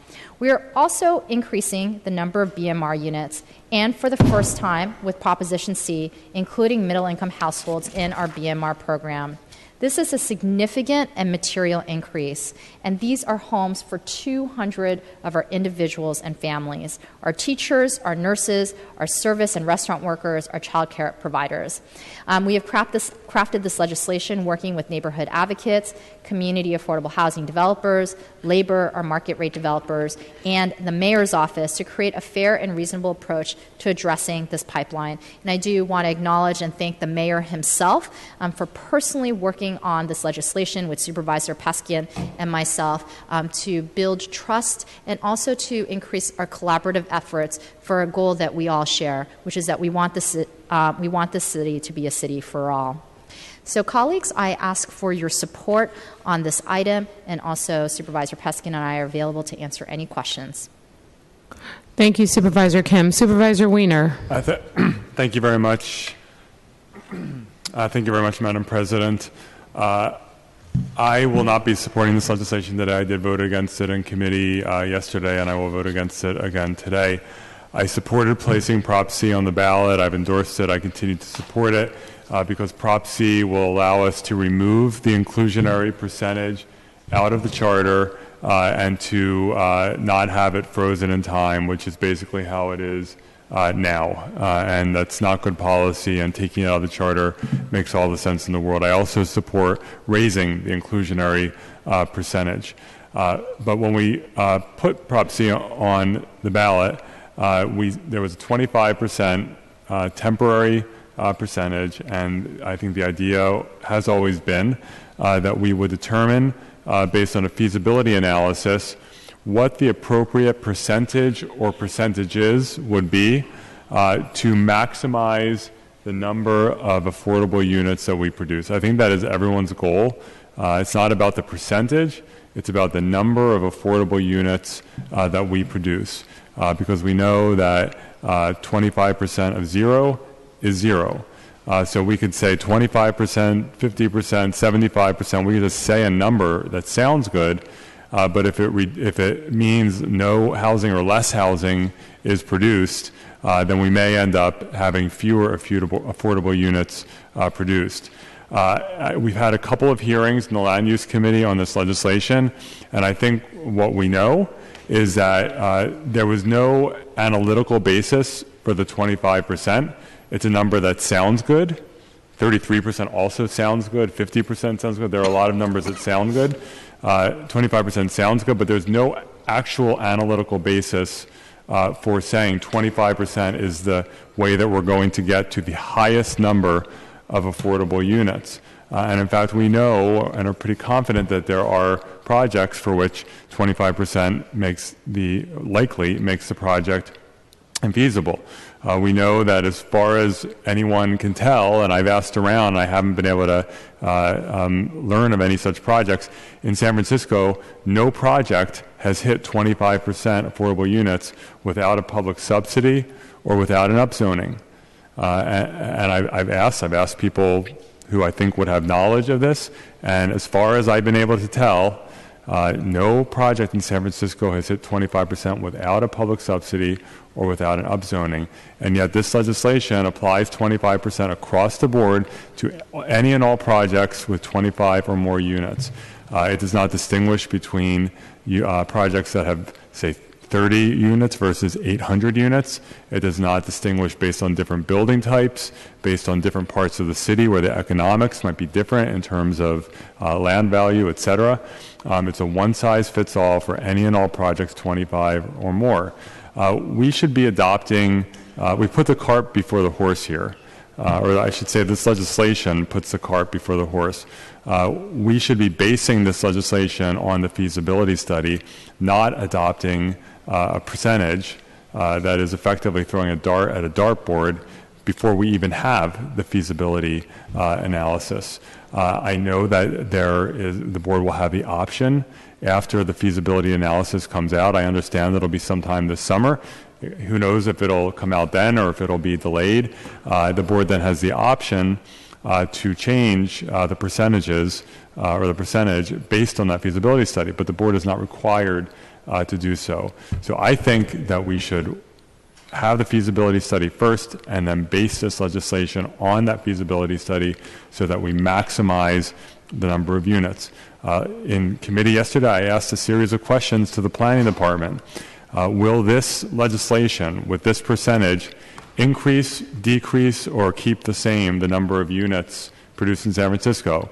The answer, we don't know.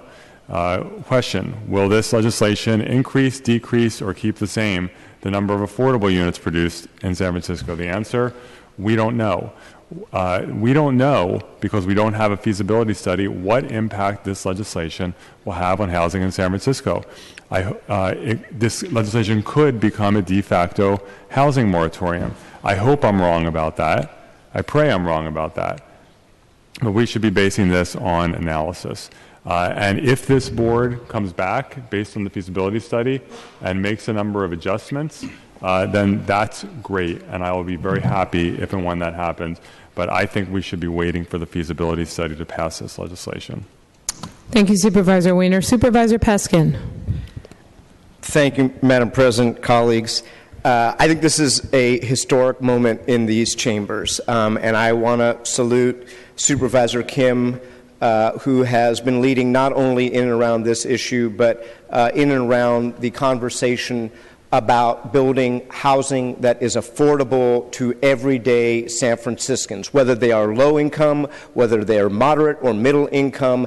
we are doing a fine job of building $5 million condos that nobody can afford. But for the rest of us, we have got to bring that into balance. We heard earlier about the Housing Balance Report. And let me say this. I was in these chambers 15 years ago where, without a fiscal feasibility analysis, my then colleague, Supervisor Mark Leno, created San Francisco's first inclusionary law at 12%. And yes, we heard the sky was going to fall, not another stick would be built, but indeed, we actually brought hundreds and hundreds of units of affordable housing that were not a part of it. And I'm very pleased that 8 years later, we raised that to 15%. And that was the first time that we actually employed the use of a fiscal feasibility study. This has been an evolving field. This should never have gone into the charter. In 2013, in 2014, in 2015, whether you're from the building and construction trades, whether you're a realtor, whether you're somebody who's looking for housing, we all know we could have built thousands of additional units of affordable housing in this town had that not been stuck and ossified in the charter. And what does this piece of trailing legislation do? It immediately, automatically, per Supervisor Yee's resolution that all 11 of us voted for, will create approximately 200 units of affordable housing out of the existing pipeline. And yes, we were judicious. We treated that pipeline lightly. And I don't think any of you have gotten a complaint from market rate housing developers that they could not afford that 1%, 1.5%, or 2.5% based on year that we are getting out of the pipeline. Bang! 200 units of affordable housing out of the pipeline. And that's just the first step. And yes, we'll have a fiscal feasibility report. I trust in our controller to do that as well as is humanly possible. Yes, it is part art and part science, and that is why we ultimately will have discretion and retain our legislative authority. And yes, we have to work with the executive branch because we either need 8 votes or we need 6 in a signature. And I join Supervisor Kim in saying that we have in and around this very sensitive, very politicized, very financially lucrative issue built a relationship of trust working with our Chief Executive, Mayor Lee. And I think what you have before you today is a consensus measure. Yes, all 11 of us voted to put the charter amendment on the ballot, and that charter amendment, we all knew when we voted for it, includes the interim 15 plus 10%, the 25%. That's not new news to any member of the board. We all voted unanimously for Supervisor Yee's resolution, which Supervisor Kim and I have adhered to as the trailing legislation was put together. That is not news to this board. So while certainly any member of this body can dissent, I want to say that it is inconsistent given those 2 previous actions, and I commend this legislation to you and hope it will pass on at least a 10-to-1 vote. Thank you, Supervisor Peskin. Supervisor Tang. Thank you, President Breed. This one was definitely very difficult for me because on the one hand, in our original conversations before Prop C was placed on the ballot, I did have concerns and issues about setting a percentage that, again, was not based on any sort of analysis. Albeit, I understand Supervisor Peskin's explanation of how we arrived at it. However, I would have also, like Supervisor Wiener, have liked to have seen the economic feasibility study done before we had come up with the trailing legislation. However, on the flip side, I also understand that we are potentially applying these new requirements to projects that are in the pipeline. I understand that there are quite a number of grandfathering provisions in this particular legislation, which is not perfect, but it is better than not having it in there. And so today I will be supporting this legislation, but really on the condition that we will indeed follow up on our commitment as stated in this ordinance, as stated in the resolution, that we will follow up with the economic feasibility report that is supposed to be due on July 31st of 2016. That we will work on adjusting the ordinance in the future based on this study to something that, again, is based on analysis, potentially flexible based on the economic situation of our city. And so that is what will allow me to support this particular legislation today. But by all means, it does not mean that I am supporting a hard cap of 25% across the board without that analysis. And then lastly, I will just say that as I've been working with our planning department and the mayor's office on our affordable housing bonus program here locally in San Francisco, I can't really understand why that conversation has been divorced from this particular conversation around our inclusionary housing requirements. I think that the two issues actually go hand in hand more so than some of us like to admit. So I hope that moving forward we can actually marry those two issues together to figure out how it is that, yes, we can collectively achieve more affordable housing for not only the low, very low, but also the moderate income households here in San Francisco. Thank you. Thank you, Supervisor Tang. Supervisor Farrell. Thank you, President Breed. So, colleagues, I'm also not going to be supporting this item today. And just want to quickly mention the two things from my perspective. I do believe we all agree we need more housing and more affordable housing in our city. I do believe it's imperative that we continue to promote viable projects in every single neighborhood in our city. And back in March when we talked about this resolution, it was a resolution to maximize the feasible inclusionary affordable housing requirement. We've talked about the grandfathering provisions and so forth, and I do believe we need to be creating lower and middle income housing in all of our neighborhoods in San Francisco, and I view that as a responsibility as well. But I don't believe that the points that we agreed upon in the resolution are honored with this today. But I think the main point from my perspective, and to further what Supervisor Wiener mentioned, I do believe that a policy of this magnitude should be driven by feasibility and nexus studies and not by what can be very much viewed as arbitrary numbers put into the legislation. We all agreed we need more affordable housing, that the inclusionary rates should be higher than the current percentages, but I don't believe in arbitrary rates before feasibility studies are conducted. And unlike all previous changes, this is not supported by a study like that. And to me, the costs and the unintended consequences are potentially very real here. We want to lower housing costs, and this has the potential to increase them and jeopardize over 1,000 units that are currently in the pipeline. And I fear that a lack of analysis beforehand, like many analysts who've looked at this legislation, could significantly curtail new housing production in our city, and it's just not something I'm willing to support. The unintended consequences of costing jobs, of costing new units being built in our districts, as well as affordable housing units. I voted similarly to place Prop C on the ballot. I believe that the inclusionary percentage should be taken out of the charter. I commend the authors of that legislation. I think is the right move, and that we should, as a board, be able to lower and raise those rates based upon feasibility studies and economic analysis. I voted for the trailing resolution as a compromise in front of this trailing ordinance, to make sure that we analyze that. But I don't believe that the legislation in front of us today does exactly what the resolution intended it to do. I will continue to support policies that promote the building of more housing in our city, support policies that build more affordable housing in our city, and that are economically feasible as well. So I just want to go on record from my perspective and know that I will continue to support policies that are backed by reasoned analysis and not these arbitrary numbers. Thank you, Supervisor Farrell. Supervisor Yee. Thank you, President Breed. When we discussed the charter amendment, which is going to be Prop C, a few months ago, there were some outstanding issues, and there was also a deadline, and that indeed nobody felt like we were going to resolve some of those outstanding issues before the deadline. And the reason why I authored that resolution to move us forward was to make sure that as we move forward in a timely manner that we actually address these issues.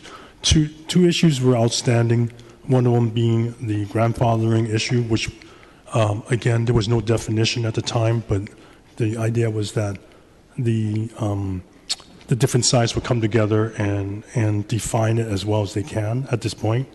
And the other piece of this was, well, is 25% the real number or not? And for now, we were saying, let's use the 25, and everybody knew that. And at some point, given the timeline that we put on in the resolution, and for this trailing ordinance piece of legislation to try to follow that timeline as aggressively as possible, it's in there. the feasibility study will be done. We're going to base our new numbers as soon as possible when the feasibility study gets completed, and there's a promise that it will be completed in a timely manner. So I'm for myself, being the author of the resolution that I put forth to say, let's get these things done with a trailing legislation, I think this piece of legislation does exactly that. And the fact that people have to come together and compromise, and I've spoken to different sides of this compromise in terms of the grandfathering, and pretty much everybody's saying, I wish it could be better, but it's a compromise. We understand that, and we could all live with that. So that's why I'm supporting it, and I think it's as Supervisor Peskin was saying, this is historic. We are going to get to that number as close as possible, and it's going to be way better than 12%.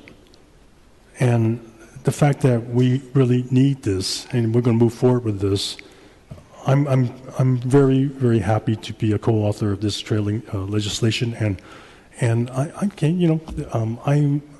going to predict that we're going to do better than we've done, and that in fact the Prop C and other things are not going to be the damper in terms of causing us to lose housing, the ability to build housing in San Francisco. Thank you. Thank you, Supervisor Yee. Supervisor Campos. Thank you very much. Well, I'm prepared to make an amendment if this will bring Supervisor Farrell and Supervisor Wiener along. If we increase it to 30% or perhaps 35%, we'll do it. Happy to make that amendment now. But on a serious note, I just want to say I want to thank Supervisor Kim, Supervisor Peskin for their leadership on this. I do believe this is one of the most significant pieces of legislation that we've seen on the issue of housing. And I know that there are a number of people in my district who, if anything, want to have the number be higher. But I think this is a step in the right direction. The other thing that I would say is that I know that for folks in places like the Mission and District 9, District 10, District 6, the issue of PDR and production, distribution, repair is a very important issue, and I look forward to working on that issue in the very near future. So I'm happy to support this today. And again, congratulations to Supervisor Kim and Supervisor Peskin. Thank you. Supervisor Avalos. Thank you. I just want to also echo the comments of Supervisor Campos to commend Supervisor Kim and Supervisor Peskin for their work on the inclusionary housing level. I do recall back in 2001 when that level was set and what an incredible thing it was. And in fact, there were very few places around the country that actually set such an inclusionary level, had any inclusionary laws whatsoever. So San Francisco was taking the lead across the country in that. And I'm part of a network of elected officials all over the country, and they're still looking at our laws and how we'd be able to create the inclusionary program. There are very few things I regret being on the Board of Supervisors and things I voted on. One of the biggest things I regretted is hearing the language that the America's Cup Organizing Committee would endeavor to raise $32 million, and the word endeavor didn't catch my ear the way it needed to. And the other was actually at the tail end of the process of the charter amendment for Prop C, Housing Trust Fund, being developed. I was so focused on trying to get the $32 million of the gross receipts tax that I didn't pay attention to the Housing Trust Fund the way I needed to, and we lowered our inclusionary levels, set it in the charter. It was a terrible thing to do, and I understand where we were as a city, how that language got in there, and everyone felt that our economic doldrum was going to continue the way it did. But we set the market free by lowering the inclusionary level, and we actually now have seen rents skyrocket. I heard that the rents had leveled off, and if they leveled off at $5,000 for a two-bedroom place, to me that's not really leveling off. That's the market finally settling in on what the most wealthy people in the world can afford in the city. So I am thrilled to be voting on this today. Again, thank you to my colleagues for bringing this forward. Thank you, Supervisor Avalos. Supervisor Kim. I just want to first of all thank my many colleagues who are supporting this trailing legislation that is before us today. But I just felt it was important to correct any misperceptions about what we are voting on. I heard comments from two of my colleagues that they don't want to vote on legislation of one size fits all, of 25% on-site and 33% off-site when we don't have a fiscal feasibility study in place. Well, that was already voted on back in January when 11 members of this board voted unanimously to put this on the ballot on June 7th, making the interim controls, once we eliminated the ceiling of 12%, 25 and 33%.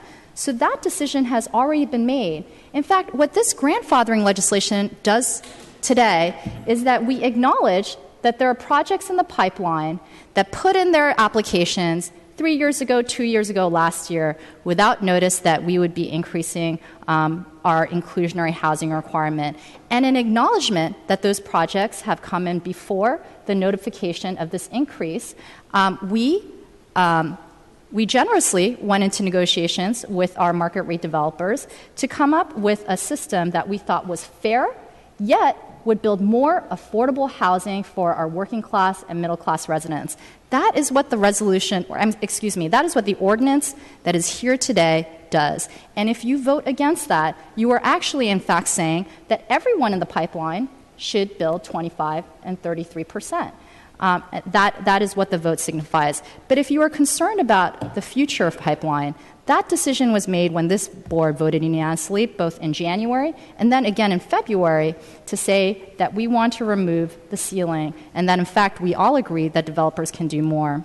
This ordinance, also before us today, does the very thing that has come up as a form of criticism, which is that we are requiring an economic feasibility analysis to be completed by the city on July 31st so that the board does have time to evaluate the new interim controls in a timely fashion and determine this is the maximum that we can ask market rate developers to build, because we believe the market should provide housing for everybody.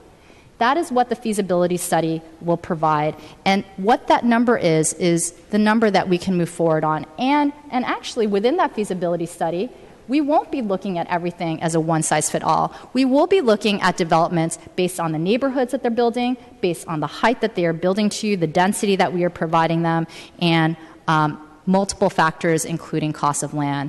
So this legislation is a modest piece of legislation that acknowledges, I think, many of the difficulties but uncertainties of doing development here in San Francisco while achieving our goal of building more affordable middle-income housing. So your vote today is a vote for more affordable housing, but in a way that ensures fairness for developments that are in the pipeline and not requiring them to a new standard that they did not have notice of when they initially submitted their environmental evaluation application. So colleagues, I ask you for your support today, and I thank you in your support over the last couple of months in making sure that we are building more affordable housing and that we are going to be making that a reality here in San Francisco. All right, since Supervisor Campos did not have a second to his amendment, Madam Clerk, can you please call the roll? On item 28, Supervisor Kim. Aye. Kim, aye. Supervisor Marr. Aye. Marr, aye. Supervisor Peskin. Aye. Peskin, aye. Supervisor Tang. Aye. Tang, aye. Supervisor Wiener. No. Wiener, no. Supervisor Yee. Aye. Yee, aye. Supervisor Avalos. Aye. Avalos, aye. Supervisor Breed. Aye. Breed, aye. Supervisor Campos. Thank you, Jane. Campos, aye. Supervisor Cohen. Aye. Cohen, aye. Supervisor Farrell. Farrell, no. There are 9 ayes and 2 noes, with Supervisors Wiener and Farrell in the dissent. The ordinance passes on the first reading. All right, Madam Clerk.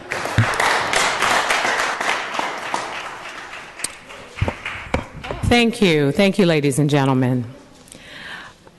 Should we return to item number 25, colleagues, or would you like to go to roll call for introductions? Roll call? CDBG. Okay. So we called item 25, Supervisor Avalos.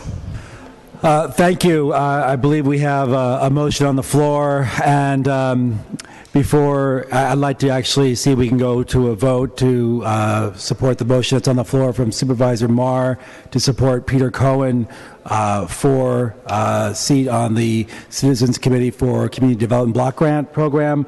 And for me, it was one of my comments I said earlier that Mr. Cohen has a wealth of experience that he has all over the city. In particular, he's worked very closely with my district, which is somewhat of, I believe, an example for the rest of the country how to do a lot of community development work. That's led to a workforce center. It's led to a lot of housing going forward in my district. I just had the opportunity to meet Megan Rohr in the hallway, and I'll be sitting down with them tomorrow morning. I'm really hoping that I think there are vacancies in the mayor's office, and the mayor's office can consider Megan for an appointment. I think it would be great to be the best of both worlds, that we can actually come together and unite on the kind of committee that has these qualified people to be part of it. But based on the work that I've done closely with Peter Cohen over the years, I want to support Peter Cohen today for the committee. Supervisor Cohen? I thought we were going to be continuing this item. Well, we continued the item to later on in the agenda. Correct, but I thought that we were also going to hear a report out for the vacancy and when the next seat was going to be available. Okay. Do we have that information available?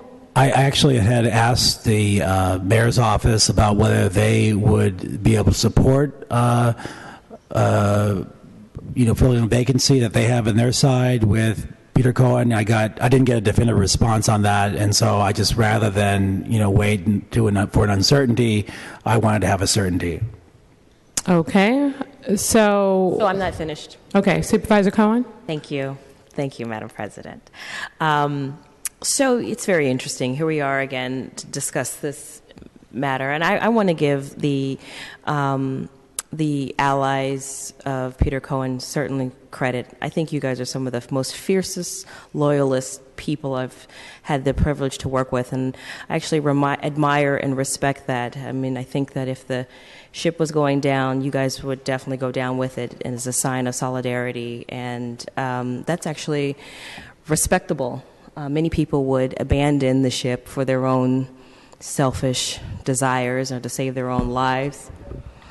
No, I'm not saying that the ship is going down. You're picking up the wrong example that I'm trying to highlight. I'm trying to highlight that sometimes I think loyalty can blind someone, and I believe that a vote for Peter Cohen really is a vote in the wrong direction. I think that we need to be moving in a more forward, dare I say even progressive place, and I think that for me he really represents the establishment, straight white man, property owner, that yes, has a good heart and has done some work in nonprofit communities, but in the end, when you have an opportunity, and I believe Supervisor Weiner pointed out other opportunities where again the super loyalists band together to prevent people of color and LGBT and gender questioning and women from actually moving ahead and having a seat at the table, just so that you can still remain in some perverse ideology of being in power. And I just really want to go on the record that I am vehemently against this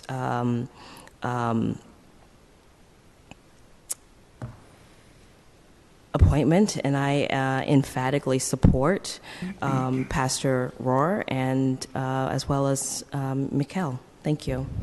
Thank you, Supervisor Cohen. Supervisor Weiner.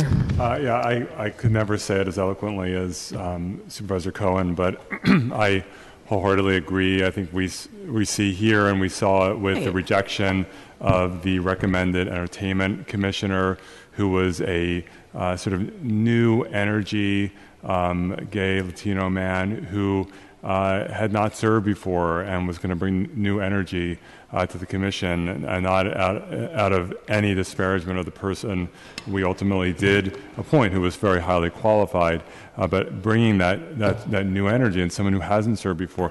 We saw it when this Board of Supervisors 5 years ago rejected the Rules Committee recommendation of Nicole Rivera, a young Latina woman, in favor of someone who was part of the club, part of the clique. And so it's just unfortunate that we keep doing this.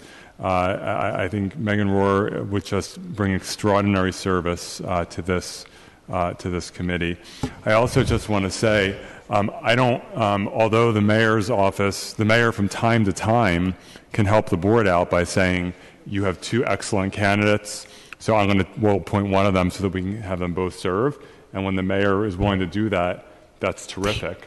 And it can be a great kumbaya moment.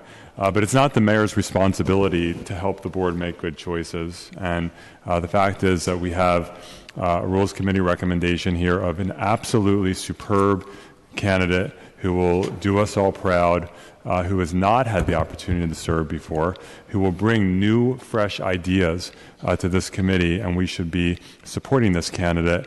And I will not be supporting the motion to swap in Peter Cohen. All right, colleagues, I know that President Breed would like to speak, and she hasn't spoken, so I'm going to turn to President Breed. Thank you, Supervisor Campos, for this opportunity. I think that the Rules Committee made a very good recommendation of two highly qualified, diverse individuals. I've had the pleasure of working with Mr. Penn, who was clearly relentless in trying to make sure that opportunities were available to people who are difficult to find employment opportunities for. I think he is a great selection, along with the pastor, based on their history, their work ethic, things that they've done in the community. And it's not to say that Mr. Cohen isn't qualified or doesn't have the ability to do this work in the same capacity. But here we have a decision to make as a board, and I think that the Rules Committee has made a good decision, and I think that we should be supporting that decision.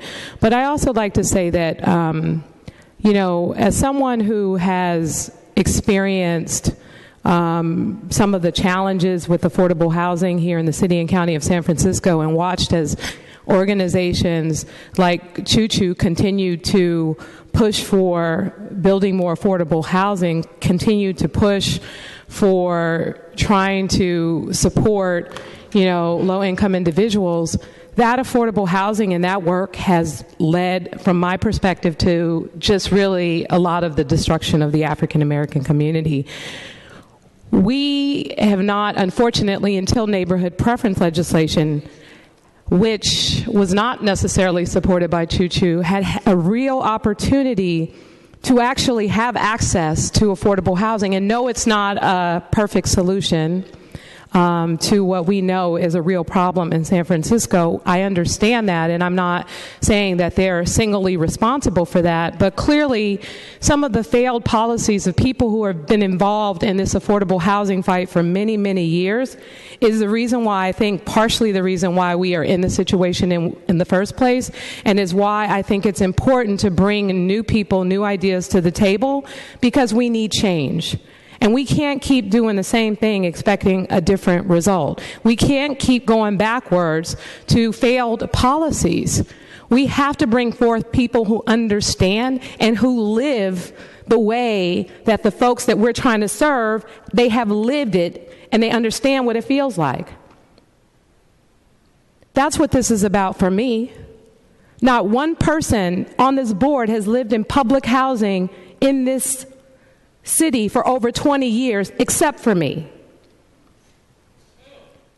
This is why it's frustrating when we're making decisions about people that we need to be thinking about appointing, to bring ideas, to bring new perspectives, to change what we're doing on the Board of Supervisors.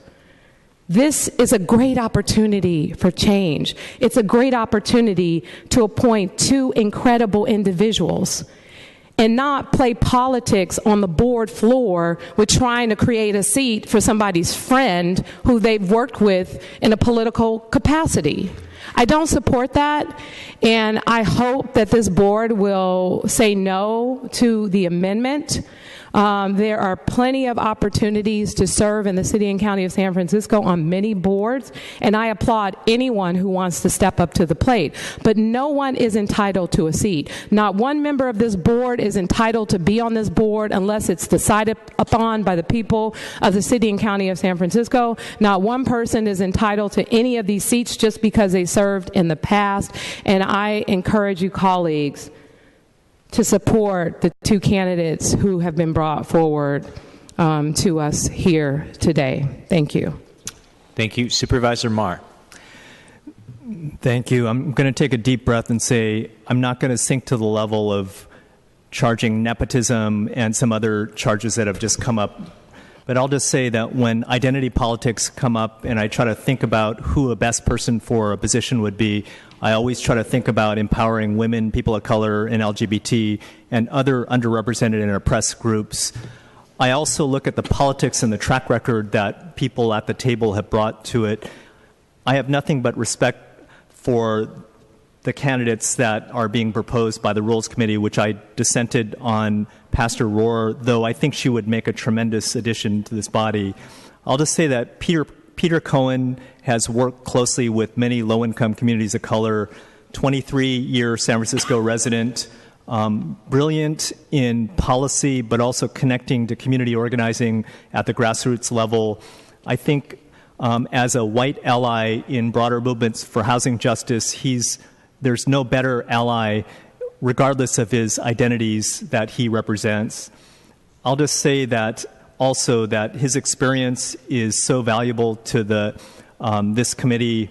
His work as an expert in acquisition and rehab, preserving existing housing, but also pulling together coalitions of affected communities to work together. The housing preference ordinance was brought up, and I know that CCDC was one of the opponents, as was I, and I believe Supervisor Tang. I believe Choo was neutral in that situation, so I think it's unfair to put Peter Cohen in that category. But that's my understanding of looking closely at politics, not just identities of people and groups, and really looking at their track record of building, supporting, advocating for, and building coalitions that can fight for housing justice and affordability of all ranges throughout the city. I think Peter Cohen's consistency of knowledge of the former redevelopment area stuff to his current work and forward-looking efforts. He did not make the Rules Committee because he was testifying in Sacramento before Housing California, I believe. So he notified the Rules Committee of that as well. And I just want to call the question and urge people to consider Peter's long experience and how valuable he is to the CCCD committee. Supervisor Kim? Thank you. And I do have some comments to make, but before that, I did have a question for the mayor's office, and I'm curious how many upcoming vacancies there are for the mayor's office appointment to this committee. Nicole Elliott, Mayor's Office, through the President to Supervisor Kim. I believe we have 2 vacancies currently on CCCD, and we are currently considering candidates for those seats. Great. And are there specific requirements or preferences in terms of what these seats cover?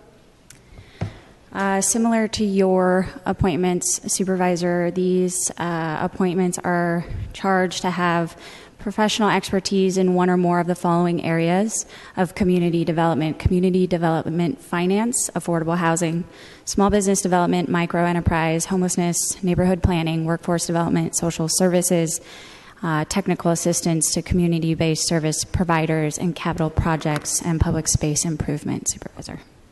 Great. I know that it is difficult to get a commitment today from the mayor, being that he's not here to consider and to appoint Pastor Megan Rohr to the CCCD as well. And while it is not the mayor's role to always bring the kumbaya moments, as Supervisor Wiener has mentioned, he has done it in the past, and I certainly hope he will strongly consider Pastor Rohr because of her tremendous commitment to our poorest and our most vulnerable residents here in San Francisco. And I think it'd be great for both Peter Cohen and Pastor Rohr to serve on this committee. And I should remind the board that actually there was a time that the mayor came in and saved the the day, and that was in fact over our MTC appointment. There were 2 members of this board that really wanted to serve on our Metropolitan Transportation Commission in 2011. Supervisor David Campos was the most senior member of this board, and we generally defer to seniority in our appointment process, but Supervisor Wiener wanted to serve as well. I know, in fact, that the mayor had another appointment in mind to nominate before the board, because it was a good friend of mine. He personally called my friend and asked him if he would be okay in setting aside this nomination so that Supervisor Wiener could serve along with Supervisor David Campos on this very important committee, which represents our regional transportation needs amongst all of our counties. And he came in and he made sure that both of those voices were able to serve. So there is certainly precedent for the mayor coming in and saying we have more qualified nominees and applicants that the board would like to see in any given body, and I would like to support that membership as well. And so I will personally call on behalf of this board. I have tremendous respect for Pastor Megan Rohrer. Beyond any type of identification, she does serious work for our city, serious work serving our poorest residents, and it comes from her heart.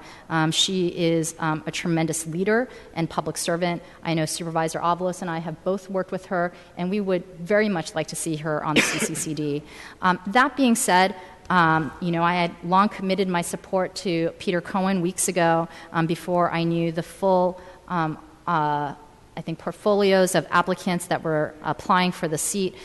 Peter Cohen has actually long represented a voice on CCCD, which represented our affordable housing developers. It was a seat that was held by Renee Casaneva in the past and then held by Peter Cohen following, and it is an important role on this committee. And in fact, many of our affordable housing organizations, from SF Organizing Project to Chinatown CDC to Rebuild San Francisco Together, and young community developers, have written in support of making sure that their voices are represented through Peter Cohen, who they all work very closely with.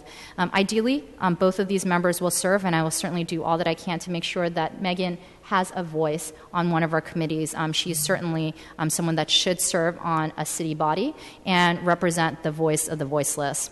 Thank you. Thank you. Supervisor Peskin. Thank you, Madam President. Colleagues, I'm delighted that there is this widespread interest in this body. This is a creation of an ordinance in the administrative code. So if there's no desire to accommodate both of the candidates that I think we all, or many of us, hold in high esteem, I certainly hold Ms. Rohrer and Mr. Cohen in high esteem. And it is true that Choo-Choo has in the past had a long history of having had a seat on that body, but I was going to suggest that we could expand the body by 2 seats, so it would go from 9 seats to 11 seats, and if it pleases this body, I'd be happy to introduce that ordinance. Thank you, Supervisor Peskin. Supervisor Cohen. Thank you, Madam President. I agree with Supervisor Kim that the mayor does have the ability to come in and bring a little bit of peace here, but I don't think it lets people off the hook for the double standard that's really being presented here. And I agree that Mr. Cohen, Choo-Choo, and more importantly, are honoring Renee Kazanov's memory. But Mr. Cohen has had, to use Supervisor Kim's words, a long representation. We're not talking about someone who hasn't had a bite at the apple, who hasn't had an opportunity to occupy the seat. We're talking about someone who has, and has for a very long time.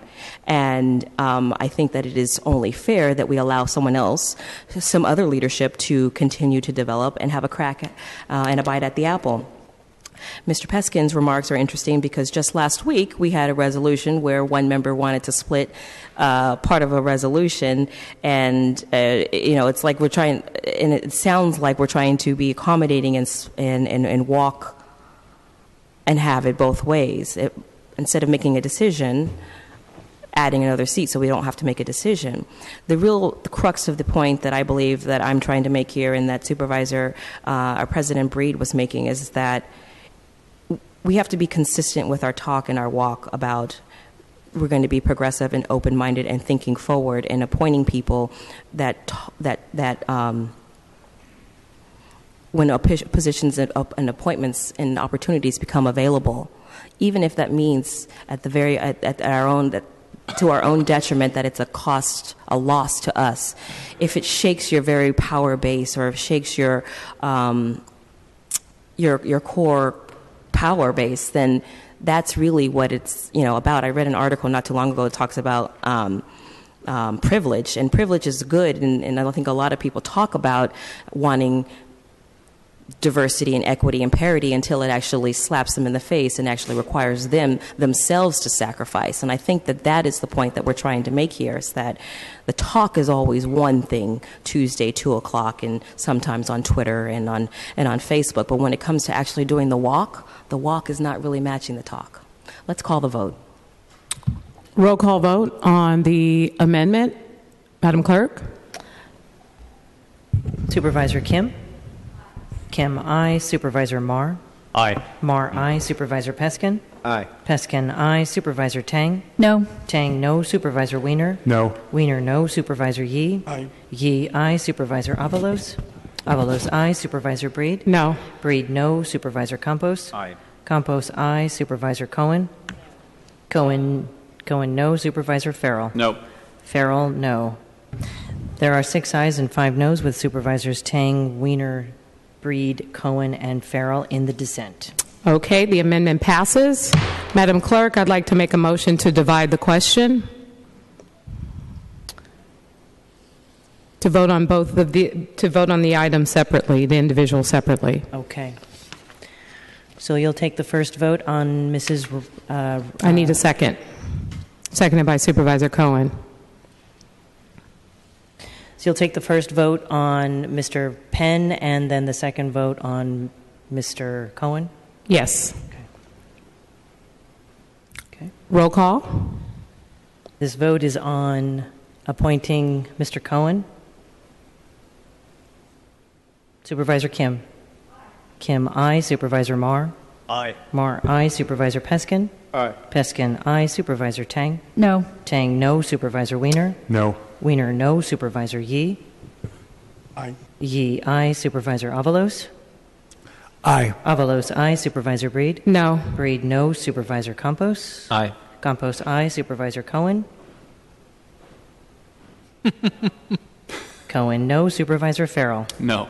Farrell, no. There are 6 ayes and 5 noes, with Supervisors Tang, Wiener, Breed, Cohen, and Farrell in the dissent. The resolution is adopted.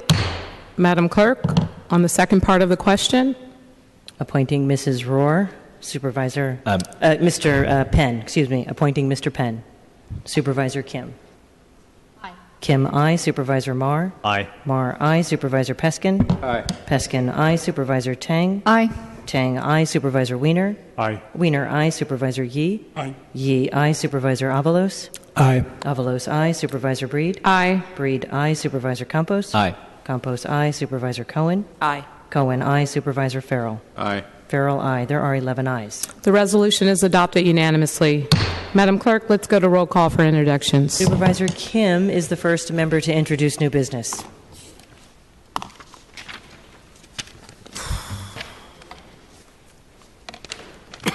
Thank you.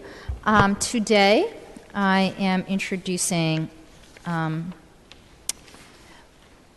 one resolution and a hearing request. The first is a legislation to commemoratively rename the 100 block of Taylor the Jean Compton Cafeteria Way. In August of this year, it will be the 50th anniversary of the Jean Compton Cafeteria riots. This was a pivotal moment in the LGBTQ history and was a turning point as well for the San Francisco. And this was a turning point not just here in San Francisco, but for the LGBT community nationwide. It was a moment in time where mostly trans women and other LGBT people stood up and said no to police abuse and to larger discriminatory practices of our society, ushering in parts of the civil rights movement. The resolution that I'm presenting here today was written 100% by members of our trans community, including women who were there on the night of August in 1966. I want to acknowledge and thank Felicia Elizondo, Jasmine, Dylan, and other leaders from the San Francisco Trans March for their collaboration on this renaming and on the resolution, and for speaking their truth. In the 50s and 60s, the Compton Cafeteria was one of the few places in San Francisco and probably in the nation where transgender people could come together and congregate. Even many gay bars shunned their transgender brothers and sisters. In the 60s, the cafeteria management began calling the police and asking them to come and to enforce against their patrons. The women and other members of the LGBT community began to picket Compton's cafeteria, and it culminated on a night where the women fought back, now known as Compton's Cafeteria Riot. 50 years later, we acknowledge the achievements of these bold and courageous activist women and other community members of the Tenderloin. But we also acknowledge that there is still a long way to go. Trans women are subject to violence across this country. And in North Carolina, we have recently seen the codification of discrimination against transgender people. Let this anniversary be a reminder that our city stands together with our trans community, that we honor their history and achievement, and that our work as legislators and allies are far from done. But we look forward to the commemoration on Trans March in June. Second, I'm calling for a hearing on below market rate policies that the city enforces and oversees when it comes to an affordable source of affordable housing units in the city. In fact, one that was the topic of discussion earlier today are inclusionary ownership and rental programs under the below market rate program. I first called for a hearing on this item in November of 2014, and during that hearing, I was quite surprised to discover that some of the policies that we have in place actually negatively impact the opportunity for members of our community who do not speak English proficiently, and that in fact, we do not translate our affordable housing applications, and that many of the translated applications that I had seen had not come from the city, had not come from market rate developers, but in fact came from community-based organizations who translated this application out of their own effort. At that hearing, I was advised that the database of affordable housing listing information and applications, known as DALIA, would streamline inclusionary unit listings and applications and would provide a simplified application process and would translate the application forms into Chinese, Tagalog, and Spanish. I was advised that there would be systematic reform and uniformity imposed on marketing standards and tenant selection criteria across all the programs overseen by the mayors of housing so that people would not be surprised by what certain developers would allow or not allow, and that developers would in fact would get consistent guidance from the city on everything from the size of the ads to the duration of the application period. It has now been a year and a half since we have held that hearing, and I want to confirm what has been accomplished over that time and what the process will look like from now on moving forward. Part of the reason that I believe the time is right for the update is that we are building more housing than we ever have before. And what comes with that is, of course, that we are bringing more below market rate units online than we ever have before. And I've recently learned that the application process continues to include barriers instead of eliminating them for families and individuals who are eligible for this type of housing but cannot speak English fluently. In fact, we heard these complaints for a project that is just one block away from City Hall. Completing these applications and providing them in a culturally competent in a culturally competent way is the very first step in allowing everyone to be able to access these opportunities. No one should be treated like a second-class citizen, which was observed by several of our interns in our office who we sent out to these affordable housing application offices to see how individuals that could not speak English were treated, and we were horrified to learn of their observations. It is no exaggeration to state that housing saves lives. In fact, I have many constituents, but one constituent in particular who had been homeless for my entire first term on the Board of Supervisors, who finally won a below-market rate condo in Rincon Hill. And it is amazing to see the difference that housing has had in his life, transforming him even physically within the first 3 months of having permanent, secured housing in a safe neighborhood. With hundreds more of these below market rate units in the pipeline becoming available to our residents, we need to make sure that the entire process is fair and accessible for every member of our community who is eligible. Therefore, I am calling for a hearing on the below market rate policies and procedures that we have in place, and to specifically answer the question whether the city is doing everything that it can to remove unnecessary barriers to apply for housing, and that we are also treating all of our residents with dignity and respect, regardless of their capacity to speak English fluently. I wanted to say some words, but I will wait until after Supervisor David Campos introduces his legislation on fire safety, which I think is incredibly important, and I am excited to co-sponsor. And just finally, I would like to submit an in memoriam on behalf of one of our public school teachers, Ms. Salva. Ms. Salva is a second grade teacher at Bessie Carmichael who died unexpectedly on April 15th this year of an aneurysm. Ms. Salva had taught in the Philippines and Japan and the U.S. for over 45 years, and then came to San Francisco, where she taught at Bessie Carmichael Elementary School for 10 years. She was born in Baguio City, and her daughter Tet wanted everyone to know how much her mother loved teaching and how much she loved her students, many of whom thought of her as their second mother. She was so loved that the chapel where her memorial was held recently was more than completely full, with standing room only. We want to send our deepest condolences to Mrs. Salva and her family, but also her second grade class who lost their teacher in the middle of the year. We also want to acknowledge Principal Tina Langdeman and the Bessie Carmichael Elementary and South of Market communities for the loss of one of their community public servants and educators. May you rest in peace. And the rest I submit. Thank you. Thank you, Supervisor Kim. Supervisor Marr. Submit. Supervisor Peskin. Re-refer. Supervisor Tang. Thank you, President Breed. So today I'm actually introducing a resolution where I will be calling upon our city to urge our local businesses to actually support other local businesses and to shift an additional 5% of their spending to small and local businesses. So in San Francisco, we have, as many people know, over 90,000 registered businesses. And 52,000 of those are small businesses, and together they employ about 326,000 local residents. So one of the things that we often do is we ask people to shop local and buy locally, because for every $10 million that we spend locally, it can lead to the creation of 57 jobs. And so what we're trying to do in connection with the Office of Economic and Workforce Development and the SF Biz Connect effort that they have developed, we really hope that some of our bigger businesses in San Francisco can actually go ahead and in turn spend their dollars supporting our other local smaller businesses. So one of the things there are a couple of examples that I would like to share with everyone in terms of how this has been working. For example, Dolby, Lyft, and LinkedIn, they order some of their products locally from Social Imprints, which is a print shop in the SoMa that hires previously incarcerated people. Pinterest separated their large catering contract so that some of them could be sourced by a smaller caterer. The Warriors ordered custom chocolates from a Dog Patch chocolatier. Businesses are collaborating with each other.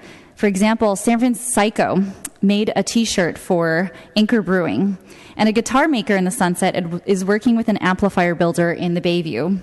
So all of these are just a few of the examples of what we can do when we encourage our bigger businesses here in San Francisco to also shop local. So I hope that board members will join me in encouraging, again, these big businesses to shift about 5% of their spending here locally in San Francisco. And with that, then I submit. Thank you. Thank you, Supervisor Tang. Supervisor Wiener. Thank you, Madam Clerk. Colleagues, today I'm introducing legislation to prohibit city spending, both including travel, purchasing, and contracting, in states that have passed LGBT hate laws. I want to thank Supervisor Campos and Supervisor Farrell for co-sponsoring the legislation. The ordinance will target not just travel for official city business, but will also ban contracting with and purchasing from companies in states that have enacted these despicable laws. The legislation was drafted in response to recent discriminatory and hateful laws passed in states like North Carolina and Mississippi, laws that specifically target the LGBT community for exclusion from full citizenship, from full status as members of the community. The ordinance will codify the existing executive order with some modifications that Mayor Lee previously enacted, in which the mayor banned travel to these states. So that travel ban will now be codified in our municipal code. Legislation further will make San Francisco the first jurisdiction in the country to ban city-funded contracting with companies that are headquartered in these states, as well as purchase of goods and services produced in these states. I am collaborating on this legislation with Mayor Lee, who recently took the lead in creating Mayors Against Discrimination, a national coalition of mayors formed to fight laws that discriminate against LGBT people. I also want to note that in terms of the business community's response and pushback to this type of legislation, the work of Mark Benioff and Salesforce in really helping to galvanize the business community in boycotting states that are taking this kind of action. The ordinance sets forth limited criteria for city departments to appeal the ban for specific contracts or purchases, including for public health and emergency situations, if there's only one source that provides a service or product, or for other situations that may be detrimental to the public interest. The ordinance will also require the city administrator to periodically, to create and then to periodically update the list of covered states, to add states or remove states as things change. Colleagues, it is so critically important that all of us in government and business throughout the community stand up and say enough, that there will be economic consequences for states that take this unacceptable step. We need to move forward as a country, not backwards. And the rest I submit. Thank you, Supervisor Wiener. Supervisor Yee. Submit. Supervisor Avalos. Thank you, Madam Clerk. Today I'm introducing an in memoriam for Blanche Juanita Dilworth, passed away peacefully on April 6, 2016 at the age of 89. She was an active member of the Pilgrim Community Church in the OMI on Randolph Street for almost 60 years, serving on the trustee, usher, and stewardship boards. She was also a member at large, giving her extra responsibilities on all boards at Pilgrim. She had an insatiable desire to learn and attended Sunday school, vacation Bible school, and Bible study classes at Pilgrim, IT Bookman, and other local churches in San Francisco. Mrs. Dilworth had a melodious voice and sang in the Chancel Choir and was a founding member of the Interfaith Choir in San Francisco. She also had an Associate of Arts degree in retail floristry and used her talents to help others in need at funeral services, weddings, at hospitals, and in convalescent homes. Mrs. Dilworth was an active senior. Not only did she enjoy traveling, she was an avid bowler and participated in the nutrition and wellness programs at IT Bookman Community Center.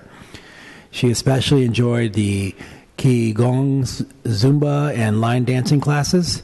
She was active with the OMI Neighbors in Action and also was a liaison for members of the ILW pensioners. She was the beloved wife of the late Hosey Jean Dilworth, loving mother of Helen and Gwendolyn Dilworth, caring grandmother of Najama G. Jones and Wilbert K. Battle Jr., great-grandmother of Ashley Jones and sister of Willie Gibson and Normaline Jefferson. She will be greatly missed by her extended family, church family, and the OMI community at large. The rest I'll submit. Thank you, Supervisor Avalos. President Breed. Thank you, colleagues. Today I am introducing a hearing request to evaluate what San Francisco is doing to protect janitor service industry workers, particularly immigrant workers. These are some of the most vulnerable and, I should add, tireless workers in the city and county of San Francisco. Many immigrant janitors are women, and far too many are subject to sexual harassment and exploitation on the job. At home, they face the rising pressure of displacement and eviction. The housing crisis is tough for all of us, but it is particularly threatening to low-wage immigrant workers whose jobs are often not guaranteed. The economic boom in the city has lifted many boats, particularly in the tech sector, but the janitors who clean those very tech offices are often struggling to survive. This is a labor issue, it's an economic issue, and most of all, it's a moral issue. We must do more to help janitors and ensure they have a secure, affordable place to live in San Francisco. So I'm requesting that the Office of Labor Standards and Enforcement, the Office of Economic and Workforce Development, the Commission on the Status of Women, the Immigrant Rights Commission, and the City Administrator report San Francisco's efforts to protect immigrant women janitors from physical and economic exploitation, sexual harassment, and displacement. Specifically, I am looking for data on the effects the booming economy has had on the janitorial sector, evaluation of the policies and procedures the janitorial service sector has in place to protect its workforce, particularly female workers, what the city agencies are doing to protect janitorial workers, and how private sector companies, particularly in tech, negotiate their leases and janitorial service contracts. The industry standard has been to have a master lease for the entire building that covers janitorial services, and we would like to see if this is changing under tech companies and what effects that it may have on this particular sector. I'm looking for data so that we can all be more informed about this too often overlooked sector.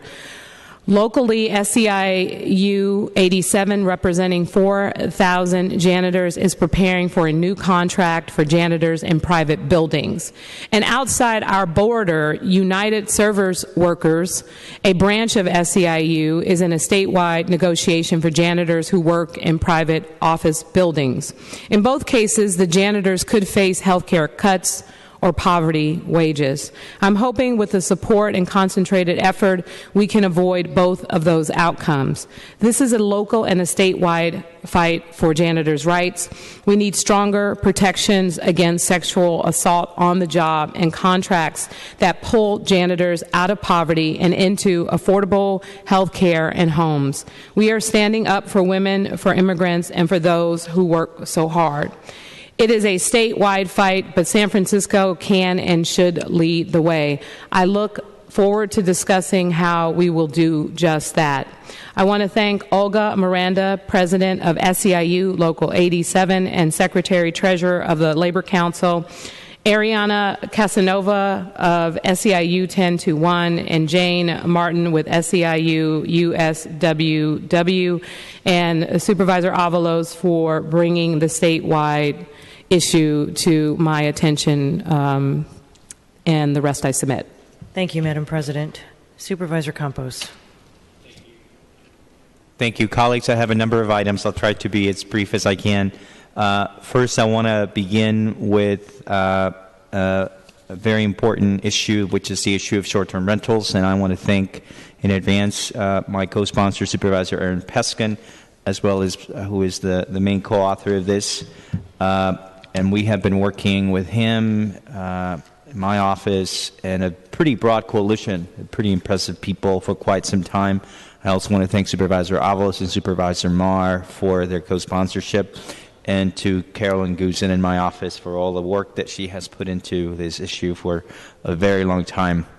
By Airbnb's own numbers, as well as the report by the budget and legislative analysts, we know that we have to strengthen our enforcement of the current short-term rental law. That law is not working, and it is not working because it lacks the proper enforcement mechanism. The Budget and Legislative Analyst reports that 75% of active Airbnb rental hosts here in San Francisco remain unregistered. That's almost 2 years since this law was passed. This represents nearly 6,000 unregistered listings being advertised on Airbnb alone. Moreover, at least 26% of Airbnb hosts are renting their unhosted homes for longer than the permitted 90 days. That report by Harvey Rose also states that Airbnb is refusing to share the data that would help the city bring these hosts into compliance. The legislation that Supervisor Peskin and I are introducing today strengthens enforcement by making the corporation, the hosting platforms, accountable along with the hosts. The weakness of the current law is the fact that corporate accountability is not a part of the law. It was not built into the law. And it's not surprising that corporate accountability was not a part of the first iteration of this law, since it was a law that was written in close partnership with Airbnb. This is about not so much changing the substance of the law, but actually focusing on the enforcement of the law.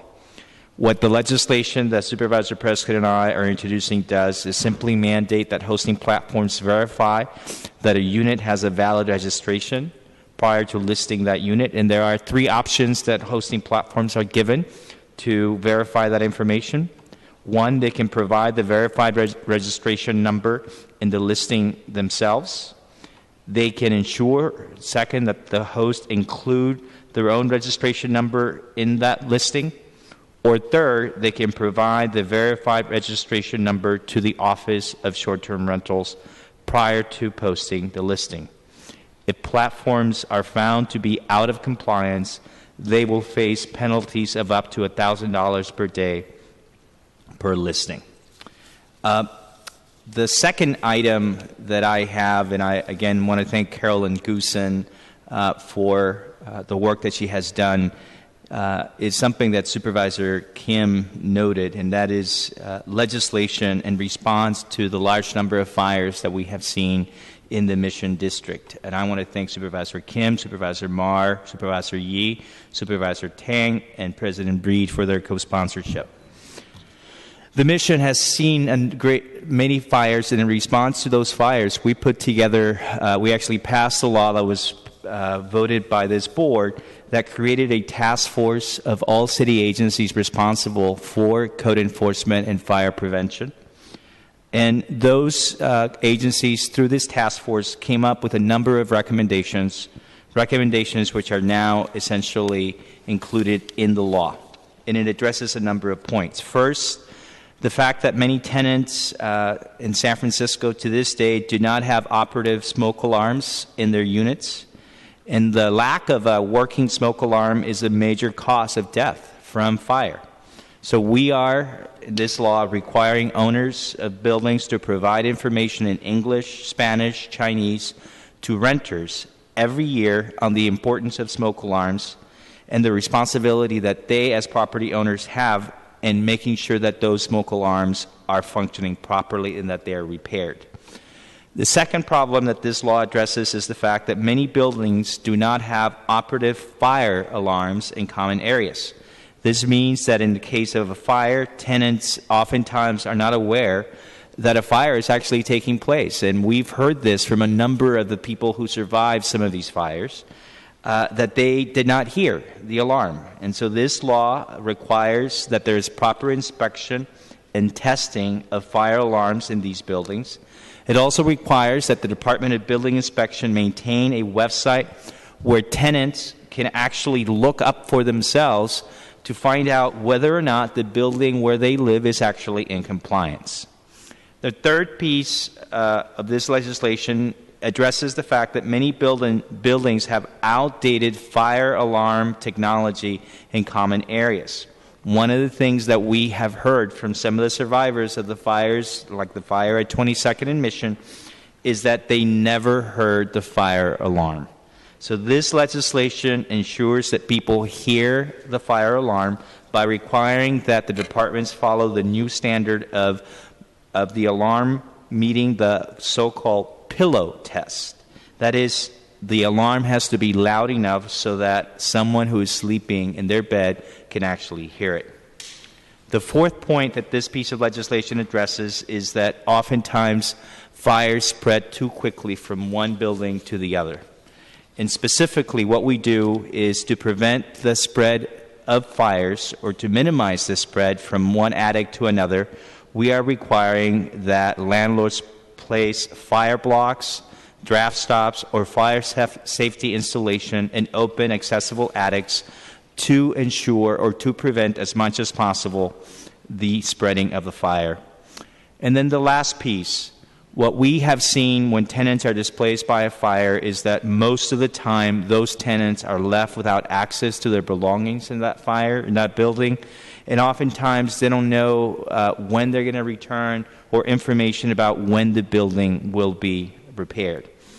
This legislation ensures that once there is a fire, that the landlord, when a fire occurs, must inform the tenants within 72 hours and then within 30 days of when the building will be repaired, when they can come back to the building and actually collect their belongings, and that they will have basic information so that they know what to expect. We heard today at a press conference of a couple, a senior couple, the Chamorros, who had a fire in a building where they had lived for 12 years.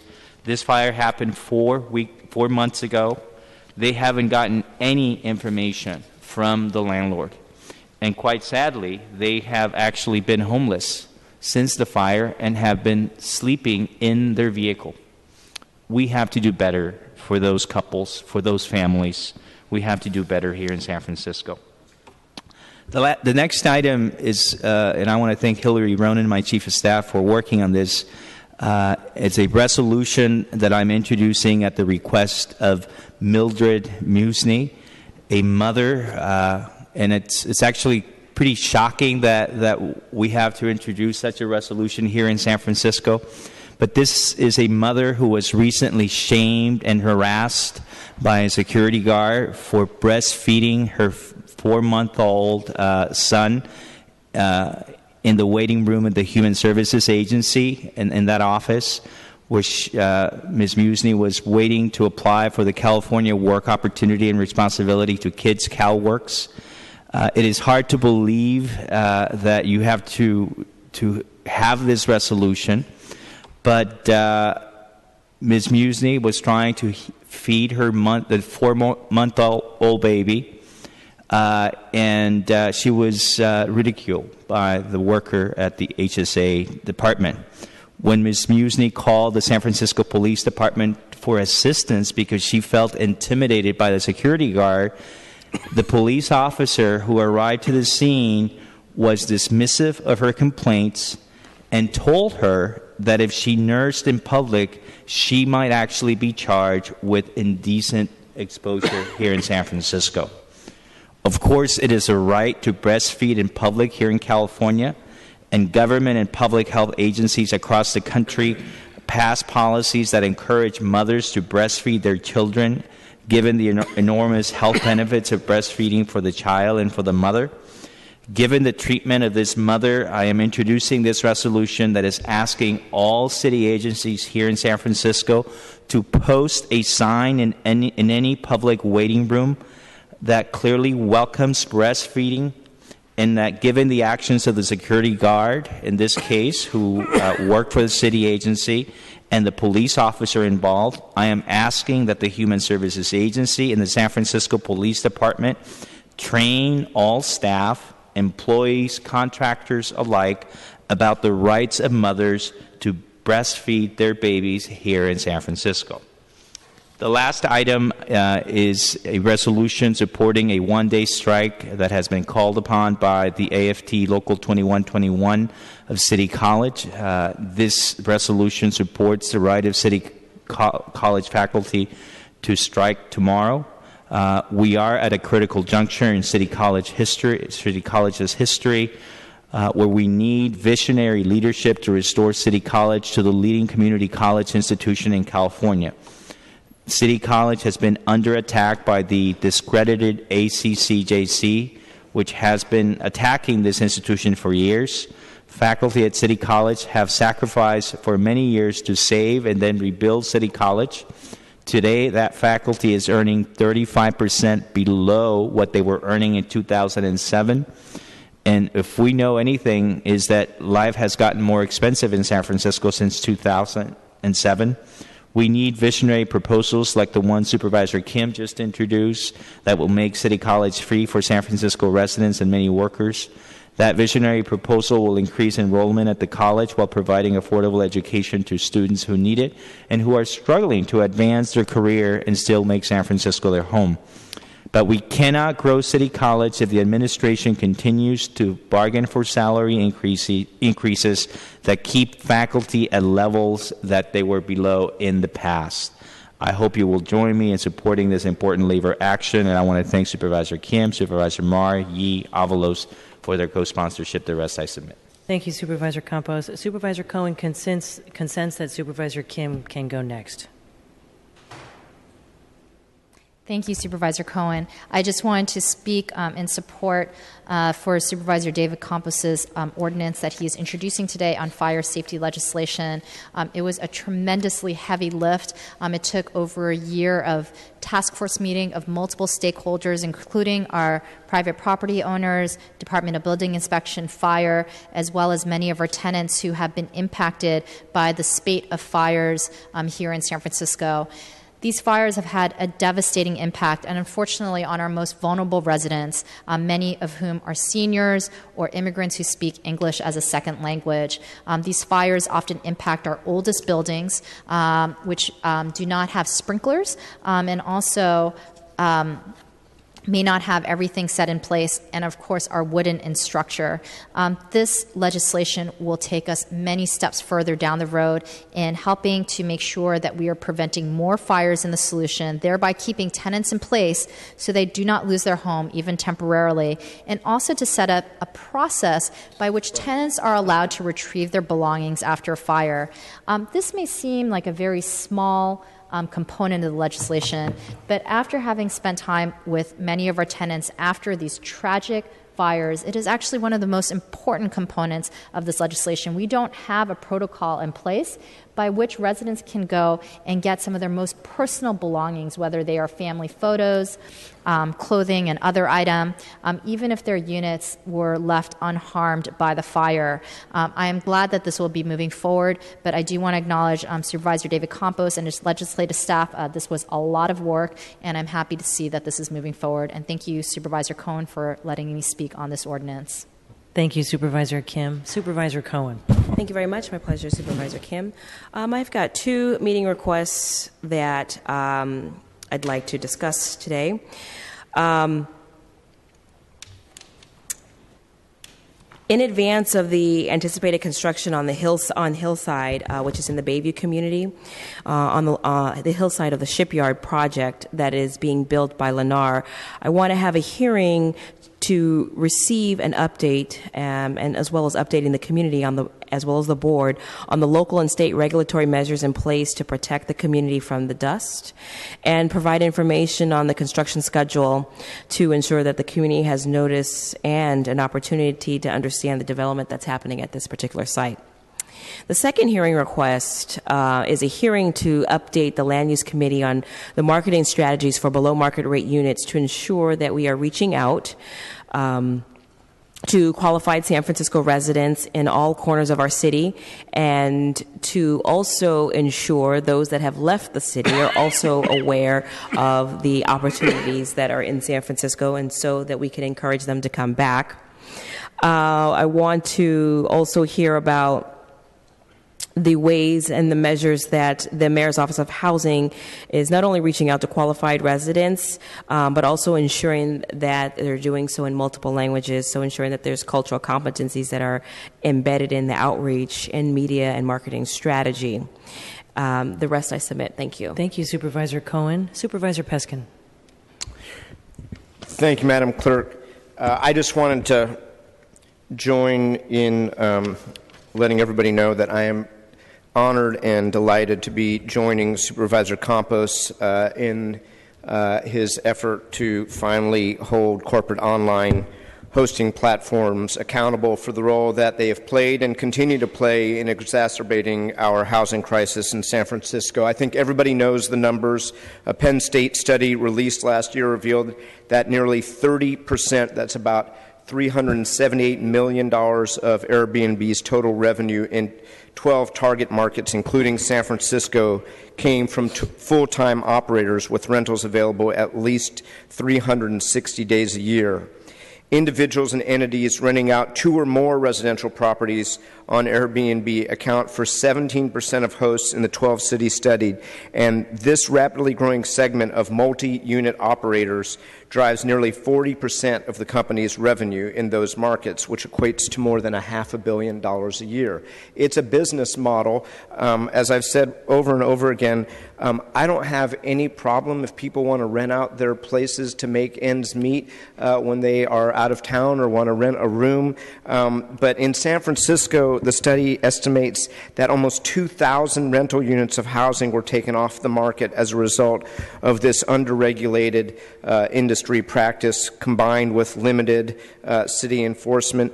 And let's be frank, this was legislated at a time when Airbnb and the short-term rental industry was inundating San Francisco and San Francisco politics with a flood of money, and it was not a auspicious time. But I want to acknowledge that there were members of this body, particularly Supervisor Campos, but also Supervisors Kim and Avalos, who worked very hard to try to pass effective amendments that would have protected our housing stock while holding these online platforms accountable. So I am delighted that this legislation has finally arrived, and I think it is narrowly crafted. I think it will achieve what we need done, and I am very hopeful that it will pass this body and become the law of San Francisco so that we can continue to lead the way. Also, we've been passing quite a number of resolutions in support, opposition, modification of legislation at the state level. There is one of them on our agenda later this afternoon, this evening. And it occurs to me that it's time, I think, for us to understand what our city lobbyist is doing. We are the policy body, and when we take a position in opposition, support, or modification of a bill, I know that there's a legislative committee that our president serves on with representatives of the mayor's office, but I would like to call a hearing on the city lobbyist protocols for carrying out their duties as representatives of the city and county of San Francisco with our policymakers in Sacramento, and we'll introduce a hearing request for the Government Audits and Oversight Committee. And finally, I would like to adjourn today's meeting in the memory of Lily Yee, mother of Dorothy Yee, partner of Gordon Chin, and the rest I will submit. Thank you, Supervisor Peskin. Madam President, that concludes the introduction of new business. Thank you, Madam Clerk. Can you please read public comment? At this time, it's the opportunity for the public to address the entire Board of Supervisors for up to 2 minutes on items within the subject matter jurisdiction of the Board, to include the minutes and the items on the adoption without reference to committee calendar, items 31 through 34. Public comment will not be allowed when an item has been previously subject to public comment at a Board committee. Pursuant to the Board's rules, direct your remarks to the Board as a whole, not to individual supervisors nor to the audience. Yes, Speakers using translation assistance will be allowed twice the amount of time to testify, and if you would like to display a document on the overhead projector, please clearly state such to SFG TV and remove the document when you would like the screen to return to live coverage of the meeting. Thank you. First speaker, please.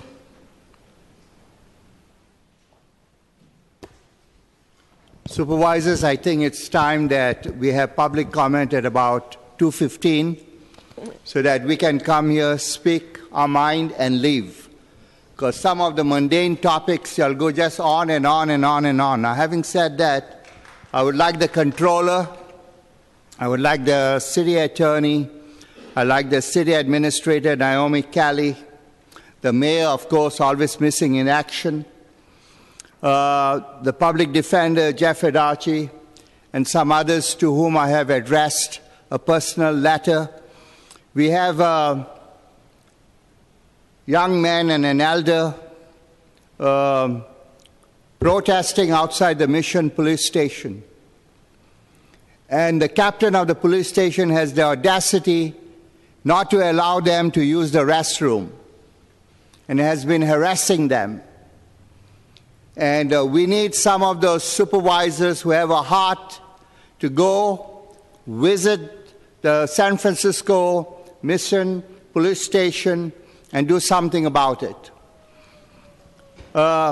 This is San Francisco, and it is not illegal to voice your opinion. And I've been there and spent some hours and have seen that everybody keeps the place clean, and I haven't seen any ruckus going over there. There's more ruckus going on here at the Board of Supervisors than outside the Mission police station. And so you few supervisors who have your heart in the right place, could you please go to the police station and do something about it? They are laying down their lives because the Police Bill of Rights has allowed some rogue policemen to shoot and kill and ask questions later. Thank you very much. Thank you. Thank you. Next speaker, please. Good afternoon, Supervisor. On understanding of holy way of original principles with self and reasoning of awakening in knowing of pathways of possible realistic aspect for daily works of brilliance. Of holy way upon practices of personal cultivation with intensive improvement or progress of bright cultivated practices for self-origin of true nature in attaining holy truth. Having the virtue of upright establishment with prosperity of career, of uprightness, of heart and personal cultivation for pathways of all virtues in accomplishment. That is King's way of well-established law, of methodology of heaven and earth, with executive action, proper judgment, and bright mind for decisions. True self in nature for holy quadratic apply working experience of original capabilities in usages uniting heaven and man for common destiny in unity for great preaching performing works for right way of mercy being exact and realistic with brilliance in way and harmonious self in good adjusted pathway of cultivation in focus of good nature. One's pathway in cultivation in making success of personal, family, and worldly social bonds of life in destiny with origin of wisdom, being smart in way with fine art of beauty, and being creative, alive in self-expression, making holy religious doorway for worldly preaching rescue in good adjusted focus with blissful kingdom for all. Thank you. Thank you. Next speaker, please. Good afternoon, President Breed and supervisors. You know, it's you and your red Corvette, affordable housing mess. Whoa, fix it up all the best. Oh, we'll put you to the test. Oh, we'll be your housing affordable guest. Oh, I'm really glad this historic item met. And fix up, protect us from the construction dust and make it right, not wrong. Please make us strong. And from the dust and make us strong. We don't want to make another one gone and another one's gone and make us strong from the construction dust. And OCCD Advisory Committee, pick a good one. Going away, baby, to affordable city, and you're gonna be there. Don't find me a good advisable committee one. We're gonna keep moving on. Go see. And somewhere over the City Hall rainbow, affordable housing flies. And it flies over the city hall, and it won't make us give it to us. Give it a try. Thank you. Thank you. Next speaker, please.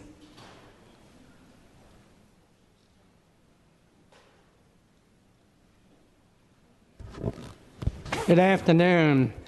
John D. Dunham from San Francisco. Just a little nonsense here. A few months ago, I read something about a little boy who thought he was Superman. Well, he finally got over that, but now he's got another identity crisis. So here goes. A little boy walked up to his mother and said, "Mom, I got a secret I want to tell you." And she said, "Well, if you tell me your secret, it won't be a secret anymore."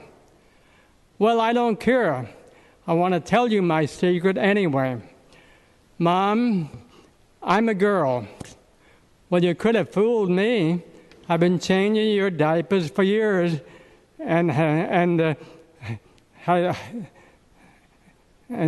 could have sworn you were a boy. So how long are you going to be a girl?" And he says, "Forever and ever." "You mean to tell me that now I have to go out and buy you a whole new wardrobe?" "No way. Forget it." Thank you for listening. Thank you. Next speaker, please. Hi, yeah. My name's Merlin. I'm a taxi driver. I just want to say thanks for letting me speak. First of all, I agree with the first speaker talking about putting this before you guys have your meeting, because sometimes when we get to talk, most of you get involved in your cell phones and your texting, but we sit here through 2 hours of talking just to have 2 minutes to speak. But I also want to say, what are you guys doing for the taxi drivers? You know, you're doing all this stuff for, different groups, but what are you doing for the people who dedicated the last 30 or 40 years working in the city? You know, these big companies, Airbnb, Uber, they're coming here and, they're getting this free avenue to do whatever they're doing. They're using techniques like brain entrainment, putting up advertisement all over your city to get people to consume these products that are also not safe. For example, Lyft driver killed a passenger, and the mother of the son who died was told that the person who takes Lyft is held accountable for taking their services. And these companies will put out these advertisements and all these campaigns to make it like their software is safe. It's software. Their drivers are not trained by the city. Their drivers are not fingerprinted by the city, although the CPUC is taking that in hands. It takes forever for things like this to come into, talks. And I feel like you owe it to the people who have been following the rules, who've been trained, who've dedicated their lives to these industries to do something about it. I put in my 2 weeks at my taxi company, and, it was hard because I worked with them and I seen the struggles they're going through. And, I wanted to be there, but it's just really hard. I can't even afford an SRO in San Francisco. But thank you. Thank you very much. Next speaker, please.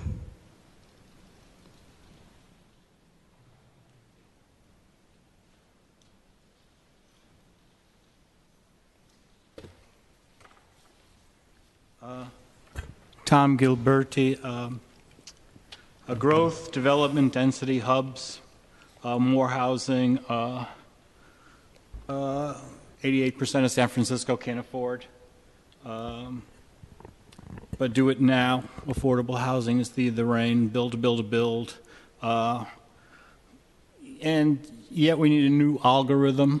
It's obvious. We're saying that already. We need a new change, a new policy, a pause, a new direction. We love some leadership from the mayor, but he's not part of that. As long as the developers get their money, everything's fine. I applaud 25%, but I think market rate should be only 30%. More about that, in fact. The overhead, please. Can we see the overhead? Let's see what we got. There we go. Just pass that along. We need just in housing. We need a new policy, and what we need in the police department, we need a new policy. We just had a Bravo company right here. Applaud 10-year veterans, 10 years experience. They don't pull a gun. We need them to define policies and procedures in picking out the police department for our future. Applause again, a new direction. The eastern neighborhood, south of Market, a city booming, a whole new city built. And yet we have, with all those new taxes, we have light rails being built with less cars for seats and more room for standing.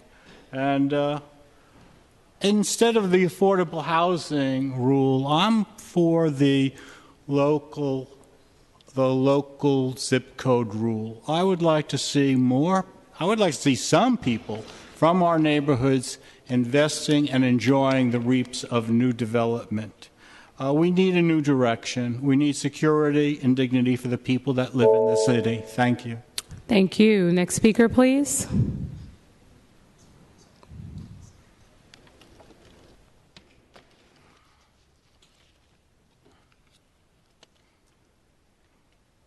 Choo choo choo choo choo choo choo choo choo choo. My name's Otto Duffy. I live nearby here. Some years ago, I experienced the experience of when an appointment is done by formula and how all sorts of opportunities, simplistic formula, how all sorts of opportunities are lost when that happens. I like the idea of if you're going with appointments, so looking to newer people and maybe different kind of identity groups. I really like that a lot, and I wonder where that thinking was when Michael Antonini was reappointed to the Planning Commission.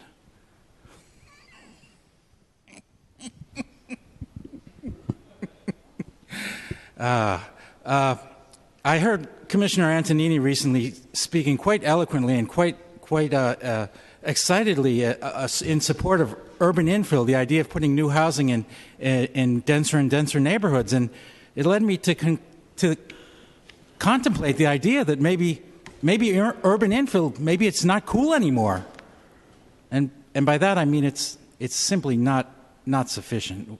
It's absolutely not sufficient. Thank you. Are there any other members of the public that like to provide public comment at this time? Please come forward. Seeing none, public comment is closed. Madam Clerk, can we go to the without reference to committee items? Items 31 through 34 are being considered for immediate adoption without committee reference. A single roll call vote may enact these items. A member may object, sever an item, and have it considered separately. Okay, are there any members who would like to sever any of the items listed before us? Supervisor Farrell? 34, please. Okay, anyone else?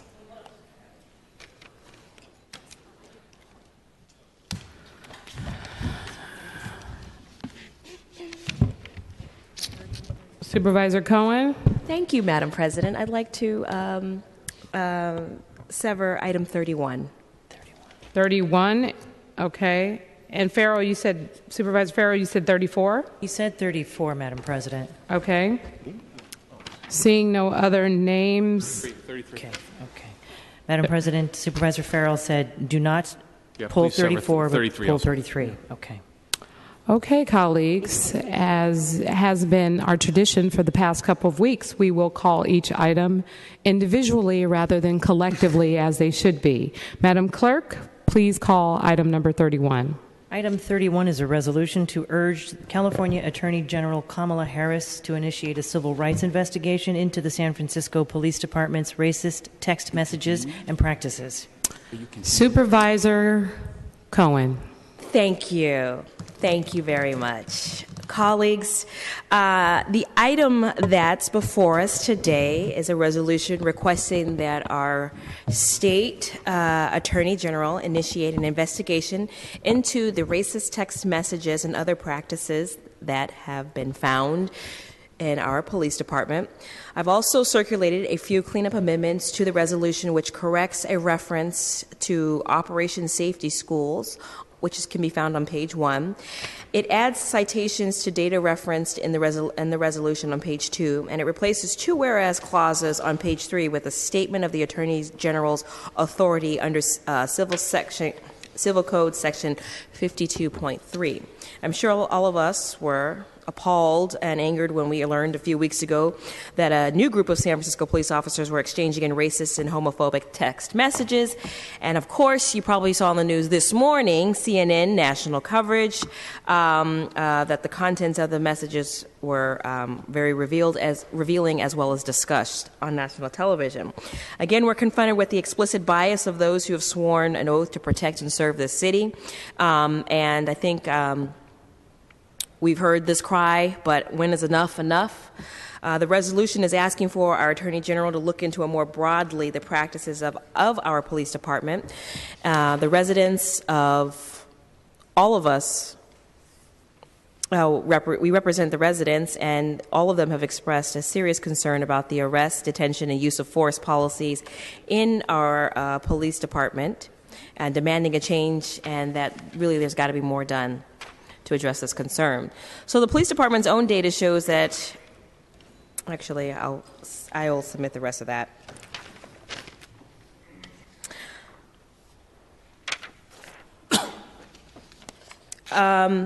If you don't mind, I'd like to go into detail about the amendments. Page 1, line 16, grammatical changes, including the addition of the words whom, where, and clarifying the second part of the sentence by changing the words, quote, filed suit alleging, end quote, to alleged in legal filings. Page 2, line 16 and 22, the additions of citations where the data in those whereas clauses are derived from the San Francisco Chronicle as well as the Haywood Burns Institute. Page 3, lines 3 through 9 will be deleted. I'd love to make a motion to adopt these amendments. I've circulated the language before you, and I ask for your support. Thank you. Supervisor Cohen has made a motion to amend, seconded by Supervisor Wiener. Colleagues, can we take the amendments without objection? Without objection, the amendments pass unanimously. Supervisor Cohen, is that it? Yeah, thank you. Okay.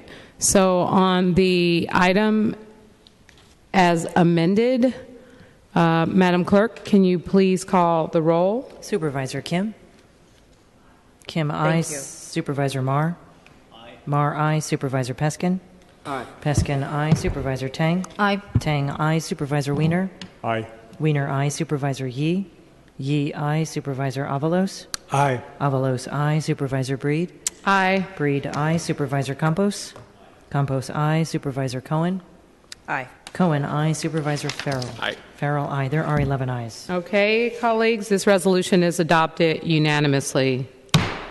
Madam Clerk, on item 32 and 34 for the remaining consent agenda, do we need to call those items to take a vote? On items 32 and 34, Madam President, you can do those without objection. Madam President, I had called out item 34. 34, not 33? Both. Oh, Okay. never mind. Okay. Madam Clerk, please call item number 32. Item 32 is a resolution to commend the men and women of San Francisco Public Works and to declare April 25th through April 29th, 2016 as Public Works Week in San Francisco. Colleagues, can we take this item, same house, same call? Without objection, the resolution is adopted unanimously. Item 33. Item 33 is a resolution to urge the California State Legislature to oppose State Senate Bill 1102 from McGuire, which could thwart San Francisco's and other local jurisdictions' ability to enforce regulation of short-term rentals and collect transit occupancy taxes for short-term rental units in the city.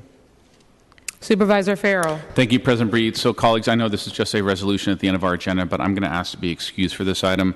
As of last month, the firm I've been involved with outside of City Hall acquired an interest in a company that, although it doesn't operate in San Francisco, it's nonetheless connected to the short-term rental industry elsewhere.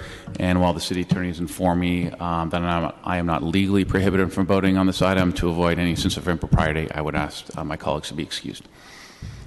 Okie dokie. Is there a motion to excuse Supervisor Farrell? Motioned by Supervisor Campos, seconded by Supervisor Cohen. Colleagues, can we take that without objection? Without objection, Supervisor Farrell is excused. Madam Clerk, on the item, please. Did you want to talk about this? Okay, Supervisor Campos. Thank you, Madam President. Colleagues, I have a set of amendments that I have circulated and hopefully you received. We just received them, Supervisor Campos. I'm so sorry. So I know that there's going to be a motion to continue for a week, so hopefully that gives you time to digest the amendments. But essentially, this is a resolution that I introduced last week opposing Senate Bill 1102, which deals with tax collection of short-term rentals. This bill would give the ability to the state to collect TOT from hosting platforms but restrict access to data. I want to thank the San Francisco City Attorney's Office and the Tax Collector's Office here in San Francisco because they have actually made some changes to this resolution to strengthen the resolution and to actually enhance protections relative to San Francisco. I also want to note that the only entity that is currently endorsing this legislation in Sacramento, surprise, surprise, is Airbnb. The League of Cities, in fact, pulled their support for the bill last week. And the reason for the very limited support that this legislation has is that the state plays no role anywhere in collecting this tax. I also want to note that this law would set new precedent for restricting the public's right to know, which is the main reason why the Sacramento Bee recently came out in opposition to the bill in its editorial. So I ask for your support, and again, I want to thank Supervisors Peskin, Yee, Avalos, Mar, and Kim for their co-sponsorship. Okay, so Supervisor Campos has made a motion to amend. Colleagues, is there a second? Seconded by Supervisor Wiener. Supervisor Wiener. Thank you. I move to continue this item 1 week. From what I've seen, I do have this legislation does raise concerns for me, but I have not had an opportunity to speak with Senator McGuire, and I would like that opportunity. So I do ask that we continue this item 1 week. Madam. Okay, so Supervisor Wiener has made a motion to continue 1 week to the meeting of May 3rd. Is there a second? Well, we have to vote on the amendment first. Oh, never mind. It's just if we could Supervisor vote on the Campos? If we could just vote on the amendment. Okay. Colleagues, the amendment was moved and seconded. Can we take the amendment without... It wasn't seconded? Yes, it was, Madam President. It was Supervisor Campos. No, we're going to take it without objection. It was Supervisor Wiener. Supervisor Wiener made a motion to amend. Colleagues, can we take it without objection? I seconded the motion to amend, and the House has changed, so I think we may need a roll call. From my understanding, we don't need a roll call because it's without objection, and that means the existing House. Madam Clerk, can you please clarify? Madam President, we always indicate in our rules that when the House is changed, that a roll call is taken. Even for the purposes of an amendment without objection? I would just err on the side of caution. Okay, since we want to prolong the meeting, Madam Clerk, can you please call the roll on the specific amendment? Thank you, Madam President. Offered by Supervisor Campos. And seconded by Supervisor Wiener. Thank you. Supervisor Kim. From Mr. Know-It-All, Supervisor Peskin. Kim, aye. Supervisor Mar. Mar, aye. Supervisor Peskin. Aye. Peskin, aye. Supervisor Tang. Aye. Tang, aye. Supervisor Wiener. Aye. Wiener, aye. Supervisor Yee. Yee, aye. Supervisor Avalos. Aye. Avalos, aye. Supervisor Breed. Aye. Breed, aye. Supervisor Campos. Aye. Campos, aye. Supervisor Cohen. Aye. Cohen, aye. There are 10 ayes. Okay, the amendment passes without objection. Is voted for unanimously. And on the item to continue to May 3rd, 2016, is there a second? Yeah. Okay, seconded by Supervisor Cohen. Colleagues, can we take the motion to continue to May 3rd, 2016 without objection. Without objection, the motion passes unanimously. All right. Madam Clerk, let's go to the next item. Item 34 is a resolution to declare April 20th, 2016, KFOG, DJ Appreciation Day in the City and County of San Francisco. Supervisor Farrell. Thank you, colleagues. Appreciate you entertaining this one. Since '82, the disc jockeys of KFOG have been a big part of our city here in San Francisco. I know many people were very disheartened to hear that they are going away. For over 30 years, they gave extensively of their own time to support a broad range of local charities here in San Francisco and across the Bay Area. They did dutifully help select, record, and produce live from the archives, which over time raised more than $4.8 million in recent years, and was the single biggest contributor to the Bay Area food banks. They did an amazing job. They've really been icons of the city of San Francisco for years. Great disc jockeys, including Peter Finch, Rosalie Howarth, Renee Richardson, Annalisa, Irish Greg. A shout out to our Irish peeps, and many others, and the Thanksgiving playing of Alice's Restaurant that made KFOG in San Francisco so unique on our radio scene. So we wanted to recognize the services of them and all the other KFOG DJs on behalf of our community, on behalf of this Board of Supervisors. And colleagues, I hope you join me in this resolution. All right. Seeing no other names on the roster, Madam Clerk, can you please call the roll? On item 34, Supervisor Kim. Kim, aye. Supervisor Marr? Aye. Marr, aye. Supervisor Peskin? Aye. Peskin, aye. Supervisor Tang? Aye. Tang, aye. Supervisor Wiener? Aye. Wiener, aye. Supervisor Yee? Yee, aye. Supervisor Avalos? Aye. Avalos, aye. Supervisor Breed? Aye. Breed, aye. Supervisor Campos? Aye. Campos, aye. Supervisor Cohen? Aye. Cohen, aye. Supervisor Farrell? Farrell, aye. There are 11 ayes. The resolution is adopted unanimously. Madam Clerk, can you please read the in memoriams? Yes, today's meeting will be adjourned in memory of the following beloved individuals. On behalf of Supervisor Kim, for the late Mrs. Asuncion Salva. On behalf of Supervisor Peskin, for the late Mrs. Lily Yee. And on behalf of Supervisor Avalos, for the late Mrs. Blanche Juanita Dilworth. Colleagues, this brings us to the end of our agenda. Madam Clerk, is there any further business before us today? That concludes our business for today. Great. We are adjourned. Have a great day.